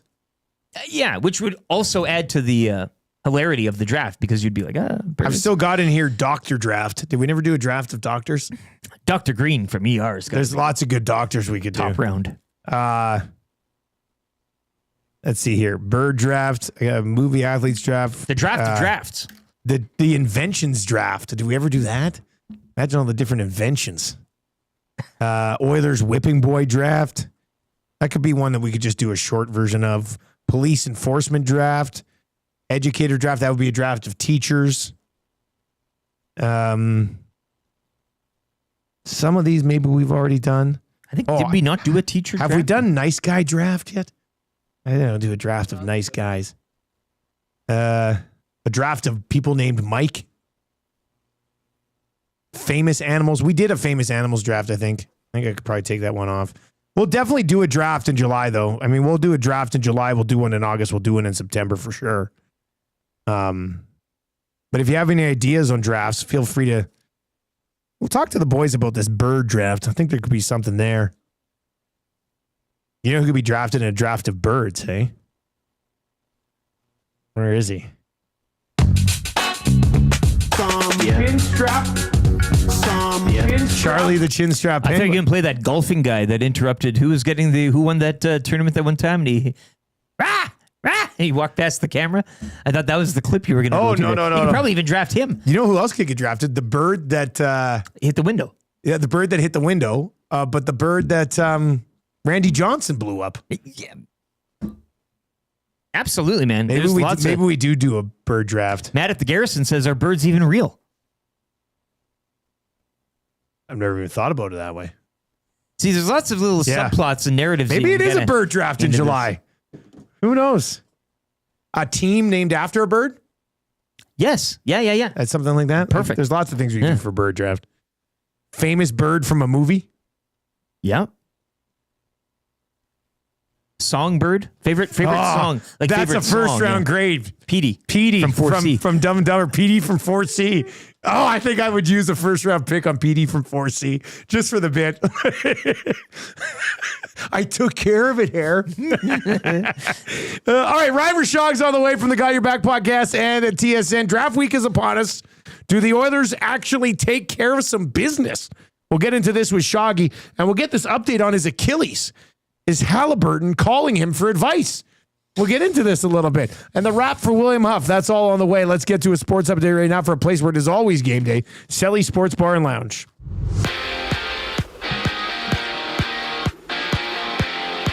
The OKC Thunder capturing the NBA title, 103-91, taking it over the Pacers in 7 games. SGA, your finals MVP. Suns, meanwhile, shipping Kevin Durant to the Rockets earlier in exchange for Jalen Green, Dylan Brooks, this year's 10th overall pick, and 5 second-round picks. The Stingers, 98-85 over Winnipeg yesterday from the Expo Center as they improved to 6-6. They're back on the court next Sunday when they host Scarborough. Jays dropping 2 of 3 to the White Sox over the weekend following yesterday's 4-2 defeat. They'll have the day off and visit Cleveland tomorrow to kick off a 6-game road trip. Big weekend from RE/MAX for the Edmonton Riverhawks as they complete the sweep of Wenatchee yesterday. 6-5 your final. Hawks hit the road. They'll be back Canada Day Tuesday against Port Angeles. Energy City Cactus Rats dropping a tight one in Saskatoon, 4-3 to the Berries. They're back on the diamond tomorrow in Lethbridge against the Bulls. And Keegan Bradley, he'd rally from 3 shots down with 4 holes to play as he captures the Travelers, shooting a final round 2 under 68.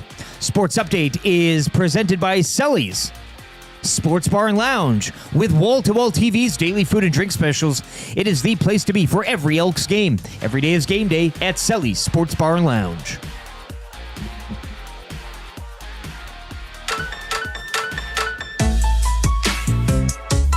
Timberlake rocks. Is that a mandate of yours? God, what are we talking about here? Good question. Can some of it be about sports? Yeah. All he needs to do is just get in front of people and state his case. If they had the mandate from the people, blah, blah, blah, I don't know where that information came from, but I would question it. Time for the Morning Mandate with Ryan Rishaug. This is what sports broadcasting is all about. You know what? That may be a good point, Ryan.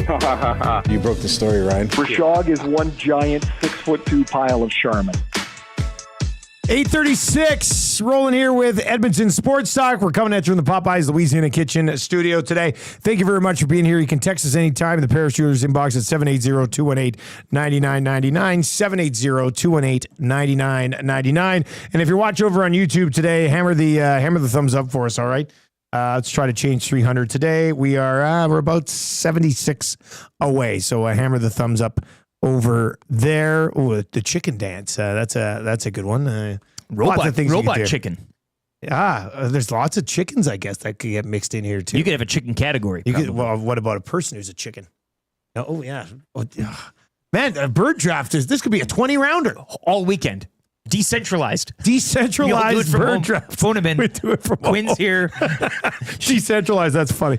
All right. Ryan Rishaug from TSN. And of course, the Got Your Back podcast. Got Your Back available on all podcasting platforms and over on their YouTube channel as well. And well, I guess we have to start with the whole Achilles thing. Yes. Dreger, as per Darren Dreger. Let's bring in Shaggy. Shaggy, what's the latest on this Achilles? I heard you were limping, and then Dreg said you were basically bedridden when you got home. What's happening here?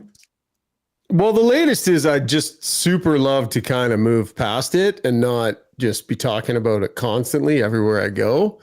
That's not going to be an option for me right now. The truth is, yes, I am having a certain degree of Achilles tendon heel issues, but I am young and I am athletic. And we are pushing through it. I am not going to let this break my stride. It's not going to slow me. Well, it is slowing me down. Not going to hold you back. No. You I've got to keep on moving. Yeah. Like, it's pathetic. It's Oh, you still got me? Yeah, we got you. I know you froze for a second. We're still there, though. You still got us. Just did something really weird. So this is how bad it was. So my Achilles blows up, and I just can't walk. So I'm hobbling around, and I'm at the Stanley Cup final. And after game 6, I'm coming out of the Oiler locker room, and I'm like just hobbling down the hallway. Oh, no. And Chris Knobloch is standing there with Jamie Cartmel, the Oilers PR guy, in what I would only assume is one of the worst moments of his life. And he turns and looks at me and he goes, "Are you okay, Ryan?" And I said, "Yeah, Chris, just my Achilles tendon is having some issues, but I appreciate you asking." And he goes, "It's been a rough playoff for you." So I just, continued. And this was before his press conference. I was walking to his press conference where he was going to come and sit in. So 2 things, an indication of how pathetic I am and an indication of what a truly decent gentleman Chris Knobloch is. What you see is what you get with Chris Knobloch. So is this gout related in any fashion? I thought it'd be related to your WHL days. Is this some an injury from back then rearing its ugly head again? It's coming up 30 years later.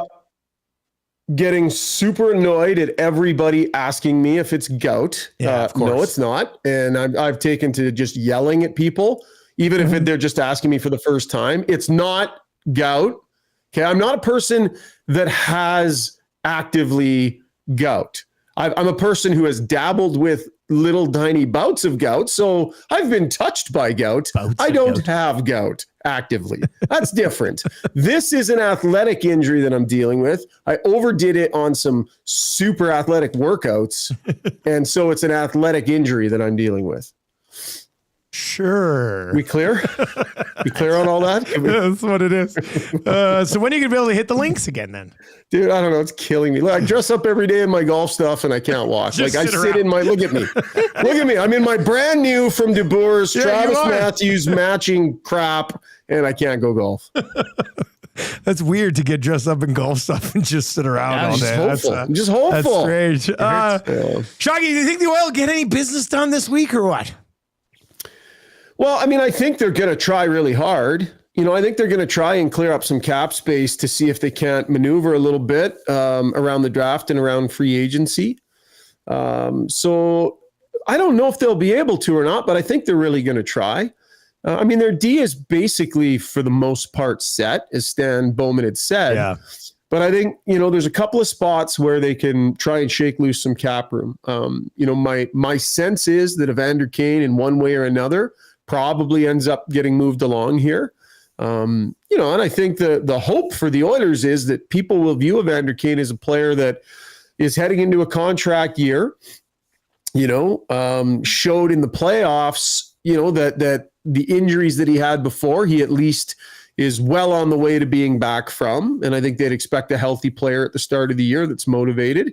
And there's not many guys that, when he's playing his best, play the game the way Evander Kane does. So I think they're hoping that potentially there's a spot to move him to. And then Victor Arvidsson's another interesting one, right? It hasn't worked great. And I know there's some no move issues and such there, but maybe they explore that. And then that's a fairly significant chunk of cap. If you can get one or both of those done, you're freeing up some fairly significant space to try and address some other things. Ryan, are the Oilers a John Gibson away from reaching the Stanley Cup? Well, I don't know. I mean, they've been to the Stanley Cup final in back-to-back years. I don't know that John Gibson is going to step in and do any more or be any better than what Stuart Skinner has given them so far. John Gibson has a history of injury troubles. He doesn't have the deep run experience that Skinner has. So I don't know that that's the name I would necessarily attach to it. I'm not saying that he couldn't, but if your point is, are they going to look at goaltending? Yeah. My gut on goaltending is the Oilers are going to want to give themselves a chance to have a higher level of goaltending going into another Stanley Cup final, going into another playoff run. Letting it ride again with Stu Skinner as the lead dog, without somebody else there that potentially could provide a higher level. I don't think they're going to do that. So I'm not sure it's going to be this summer, guys. They may well start the season with Skinner and Pickard as their guys. And then if they think the trade market will be better than what the unrestricted free agent market is right now, and it can't be worse. That UFA market's not good at all. Yeah, exactly. Exactly. Right. So I think one way or another, I believe Stan Bowman, it probably feels incumbent on him to give his team a chance at having a higher level of goaltending heading into the playoffs. And that higher level might be Stuart Skinner if he's had a better year and is playing better. But I think there will be somebody there as well that can push and push and push. Now, is it potentially Skinner out, someone else in? I guess that's a possibility too, but I'm not sure they're just ready to cut bait on Skinner, who you could make the argument the Oiler fans won't love it. Multiple years in a row has outdueled some pretty good goalies deep into the playoffs. Now, the Cup final hasn't been good enough, but I don't know they're ready to cut bait on that guy just yet. Ryan Rishaug with us from TSN and the Got Your Back podcast. Shoggy, lots of talk last week about this so-called Frederick deal, 8 years, maybe 3.8 mil. Dreg said, it's close, probably get done here at some point. We've talked a lot about the 8-year commitment and stuff. What do you think his role will be over? It's versatile. You move him around, but when you give a guy eight years, you probably have an idea of where you want him. Is he a third line center, or is he possibly a top six winger? Yeah, so I think he's a third line player who they hope will be able to moonlight wherever he might be needed in the top six. So he's comfortable playing center. He's comfortable playing either wing, and that versatility I think matters and is important. People are going to balk a little bit at the term, and they're going to balk a little bit at the dollars, and that's understandable. But here's the thing. I think organizations have to place bets sometimes. And when you place a bet, what you're doing is you're saying, okay, we're going to buy a bunch of time off this guy, and we're going to buy it at a certain dollar figure right now. And we believe that whatever this looks and feels like now, in a certain period of time, it's going to look and feel a lot different. It feels like the dollar figure is a little bit high right now, but they're betting on what they think Trent Frederick can do. They're betting on what they know the market is going to do. So people who have trouble with this 3.8, I understand, because in the backdrop of our thoughts right now of what a $3.8 million player is, if you picture that in your head in today's NHL environment, you go, oh, okay, that seems like a little bit of a stretch at 3.8 million, right? You kind of attach that to what you know about the market now. But guys, the landscape is changing dramatically. The cap's going to be like 113 million in a few years. It'll be 120 million. And so the perception of a $3.8 million player in 4 years is going to be completely different than how that number feels right now. So they're betting on the market. They're betting on the player. You have to place bets. They think he's the right guy.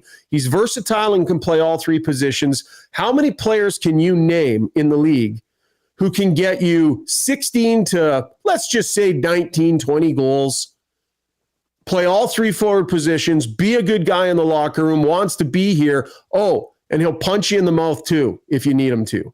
How many guys out there can you say all of those things about? Check some boxes for sure. Yeah, no, it is funny because you do have to look into the future to see the value their on job. this deal, right? Like that's You that's have what to. they're trying to do. Yeah. You need to say where, a $3.8 million player today, you wouldn't necessarily attach that value to Trent Frederick. But in 4 years or 5 years, and what if it turns out when he's healthy, oh, you know what? You can actually chuck him on Draisaitl's wing and it goes fairly well. So he's an option for you there as well.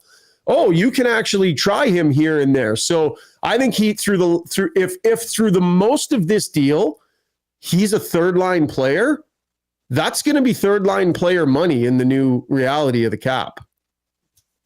Shaggy, let's wrap with McDavid here. Yeah. Did anything he said or didn't say change the way you view his future with the club in any way? No. It reaffirmed everything that I was expecting him to say, reaffirmed my sense on where things were at. Like, people got a little panicky about what wasn't said, and more people outside the market. Yeah. Right. They listen to that just press a few of conference. We're looking for signs that, there's cracks in the armor here, right? Like, but like, it's a negotiation. So, I know you're your own boss, Dusty, but like, imagine if an employee sat down with you and you're ready to renegotiate a new deal and you knew that every other station out there would love to have this guy. And he sat down across from me. And the first thing he said is, I love working for you and I only want to work for you.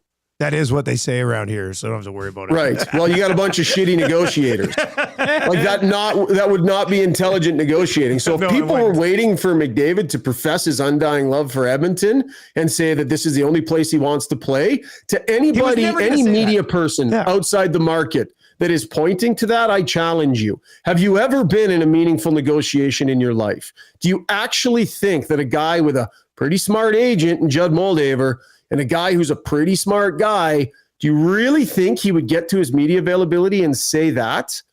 Like, it's ridiculous the way people just expected that of him and then passed some sort of narrative because it wasn't there. It's just not happening right now. So the things that stood out to me, he's not in a rush, right? He's fine letting this breathe a little bit. Yep. The organization has no choice but to be on Connor McDavid's timeline.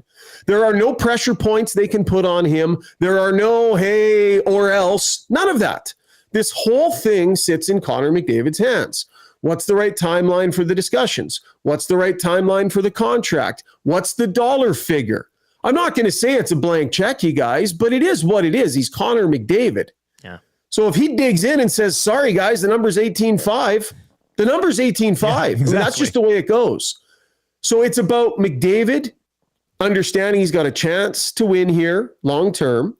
It's about McDavid doing what he feels he needs to do for the Players Association and being who he is, while at the same time staying true to winning being the number one priority. They're going to thread a needle between McDavid recognizing who he is in the game, not hurting the team, and figuring out a term and dollar figure that can meet both of those needs. Said it the other day, it's somewhere between 15 and 17 million is my gut. We'll see what happens. Great stuff, buddy. Appreciate it. When's the next episode drop? Got your back. We're trying to figure it out. So, Dusty, you'll love this one as a guy that runs a media company. I was informed Struds had a family vacation booked to like way far away, and he was on a plane the day of what would have been Game 7. So how was that planning? Oh, no. And Brownie's on a plane last night. So we are going to keep pushing out content. Solo show. Yeah, solo show. No, so we'll be leaning on some of our media friends. So I don't know, Dusty, you want to do a show maybe tomorrow night? You fire me maybe a text. Wednesday? You fire me a text. I'm coaching baseball tomorrow night, but fire me a text, man. Let's see what we can do. Sounds good. Eric, maybe you can make your back debut, buddy. Would love to have you too. Phone's always on. If you got anybody else hanging around with nothing to do, we got to crack out some episodes here. So let's do it. Best of luck with all that, Shaggy. And good luck with the Achilles, man. Yeah, thanks. I know you poked fun at me, but you really care. See you later, man. There you go. That's Ryan Rishaug battling with an Achilles right now. Do all that with one Achilles. It's, you know why? Achilles probably stressed because Brownie and Struddy taking vacation. Yeah, he's got to put all his weight on them. Yeah, that sucks. That sucks. You know, sometimes, so the Achilles is what? The Achilles is like right here. Right? Yeah. Yes. And it affects the calf. So sometimes I'll get off a plane. Yeah. And when I'm walking, like just off the plane, like up the ramp, I can feel it a little bit. Yeah, I know. I think the sensation of it popping would, I know it's not the most painful thing, but having that, like, that's got to, I can't even watch it. I got to look away. I almost rather snap a bone. I don't know. I've never No, done but that. I'm just saying, like, the popping? No. Yeah, that's not And good. with your whole leg, like, it just kind of jiggles. Like, you've seen it. Yeah, it's gross. Yeah. It's disgusting. All right, 780-218-9999, 780-218-9999 is where you can get in. Let's get into the wrap for William Huff. Show's flown by. It'll be Tommy. So Maddie's in for Reed the next 2 days. Tommy is doing Hangout today. DVD and with DVD and the big Jeezy Jerry Montajon. So that'll be fun. All right. The wrap is brought to you by William Huff. I have to take Bruce for a walkthrough of the new office and see what magic we can work up in the new office. Rubbing his hands to make her look extremely professional. This is an artist. Seeing a blank slate and just it's like he's gonna have all the. It's like if he painted people and I laid in front of him and it said, "Paint me like one of your French girls." Pretty much, yeah. That's what it would be. Just like Rose in Titanic. Take me there. Remember that? Oh, yeah. Sorry. That was Sorry, booby. The rewind on that part of the tape, the two-tape set. Yeah. Got a lot of work out there. Yeah. All right, what did we learn on the show? They've been doing this since 1952. Best of the Biz, WilliamHuff.com. What did we learn on the show today, boys? What do we got? Nothing really broke. On draft week 2, a slow start to draft well, week. Maybe that's what we learned. Hey, the silence. The silence is deafening thus far. No, it was good. I mean, we had Dreger and Rishaug both on. Those were the guests. Yeah, no, not a. Tommy thought we were doing a bird draft. Bird draft. Oh, that'll tomorrow. be in July. Hey. No, but what is that a shirt or a jacket that you're wearing? Oh, it's a jacket. Yeah, you're totally messing Nice with me and there. cozy today. Yeah, it looks good. All right, what did we learn on the? I learned that Trev fell in a big mud puddle. Yeah, he fell in a puddle. He fell right in a mud puddle. Yeah, I slipped He was and doing fell, sweet Tommy. soccer moves and slipped and fell in a mud puddle. And then a car honked at me. Yeah, it wasn't. I didn't jump in on purpose, Tommy. Get off my case, man. I'm just joking, no. But yeah, that happened. I learned that Marshall swam a kilometer. That's just Marshall. He very swam a insane. kilometer last night and could he do and like buried a one-timer top corner in his championship hockey Ovi? game yesterday. He's like a new Ovi. Yeah. Was it like backstroke the whole kilometer? Could you switch it up the whole time? No, Breaststroke. just straight up. Boom. Oh boom, man, that's boom. tough. Yeah, that man. makes it tough. Like, Yeah, he. I thought that you could maybe like one lap and go on your back. And it was kind of cool just because kick. there was a bunch of kids there who were all doing their graduation swim. And when the kids who were about to wrap up their 50 lengths, when they were coming in, they'd start ringing a bell and all the parents would start cheering for each kid as they came in. Oh. And it was good. So there was one girl there. I think I remember talking about her like a few months ago. She came to one of his classes. She's an incredible swimmer. Like this girl was phenomenal. So she finished. She was about 3 lengths. There's the big Jeezy. She was about 3 lengths ahead of Marsh. And then one other girl who's been in his class all year that he usually smokes ended up beating him. But she smoked. He got stuck behind this one girl in his lane. Yeah. Like for like 5 lengths. And I'm like, look, come on. I'm sitting there. I was like, make way. Tell her to get out of the way. Yeah. He's killing his time. Yeah. But yeah, so he was so excited. It was just a great day for him impressive, yesterday. So yeah, he swam a kilometer last tough. night in I like don't think I could do 27 that. No minutes or way. something like that. No Like, way. you could probably do it, but Marshall would beat not you. this way, not that Yeah, way. no, that's tough. Like No, when yeah, when I go swimming, I mix it up. Yeah, like you have to. I'll go like a That's- few lengths like this, few lengths on my back, few lengths with that one where you go down and then come up like Butterfly. that. Yeah. But yeah, just a kilometer swim, just straight up breaststroke, just doom, doom, Very doom. impressive. Good job, Marshall. You learn anything today? No, I was saying. Oh yeah, you said earlier nothing It doesn't broke. matter. It doesn't matter. Yeah, nothing broke. All right, let's get to your sound of the day today. I guess. I mean, I think I hear him coming now. shout out to Zacticum for sending this over to us from the Reed Wilkins Show. I think I hear him coming now. That's your sound of the day, which will lead to text of the day. And I think I think the text of the day has to be, who was it? Oh, yeah, Library Pat. Oh, really? Yeah, he had the one about the puddle with Trev. Text of the day is for A&W, where you asked and they listened at A&W because that's what they do. That's what good businesses do. They listen because what do they say about the customer? They're always right. Best negotiator. The new Masala Veggie Burger is here to stay only at A&W. Available now for limited time price of only $6. Crispy patty made with nanak paneer and a blend of real vegetables topped with spicy piri sauce, layers of whole leaf lettuce, sliced tomato, red onion, all sandwiched between that freshly toasted seeded bun. A full flavor veggie burger that's here for good. Get your hands on the limited time price $6 Masala Veggie Burger today only at A&W. Text of the day today comes in from Library Pat. The puddle seeing YouTube Trev. I think I hear him coming now. I can't believe you're out. First of all, soccer. I mean, where do we come out on an adult just out practicing sweet moves by himself? What's wrong with that? I don't know. I mean, I see a lot of kids do that, but I don't see any adults practicing soccer by themselves. Like, that's what I did back home, like quite a bit. You got to know where I'm from, Dusty. There's not a heck of a whole lot to do in Pincher. You know what? I'm being unfair here because it's no different than me when I moved to Fort Mac and I was like your age.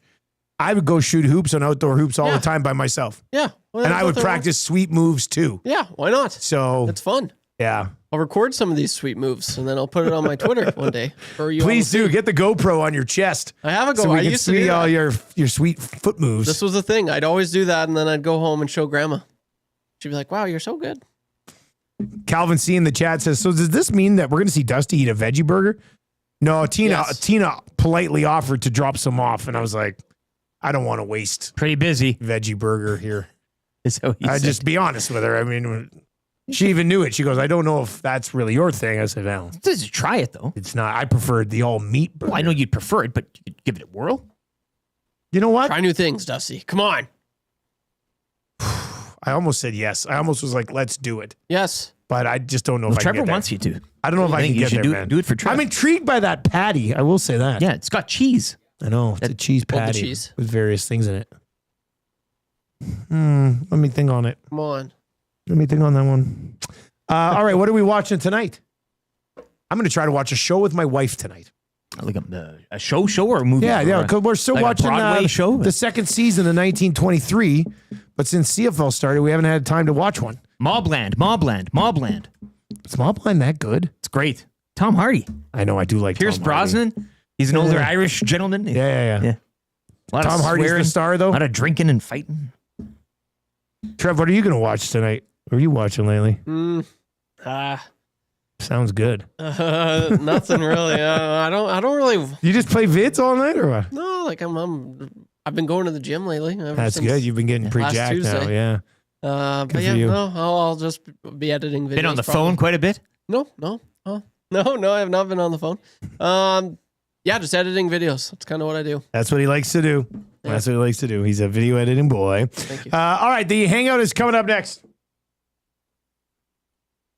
Madijan, DVD, and Tommy Gazzola, all locked and loaded, ready to roll for you. If you're watching on YouTube, turn on autoplay. That'll take you right on over to the Hangout if you're listening on TuneIn or iHeart. Small dose of Whale and the Wolf, and then Hangout should be fired up here in about less than 5 minutes. I'll be back to the Lock Shop at 11. We've got the oil stream today at noon. We will be live at Capilano Boston Pizza for the oil stream on Wednesday. That should be a fun show. I'll be there for Lock Shop. We'll be there for oil stream. Swing on by, grab some lunch with us. Capilano Boston Pizza new menu on Wednesday, and some new menu items coming out too on Wednesday. So that is also extremely exciting. Very much looking forward to that. And then EST afternoons today from 1 until 3, and the Smash Hit Reed Wilkins show with the Glue Guy and Matty Iwanek from 3 until 6 today. That's going to do it for our show. As always, brought to you by the great folks out at South Fort Chev. Coming at you from the Popeyes Louisiana Kitchen Studio as well here on Edmonton Sports Talk, which is presented to you by our great partners over at Play Alberta. For YouTube, Trev, Lieutenant Eric, I'm Dustin Nielsen. Talk to you in a couple hours. Take it easy.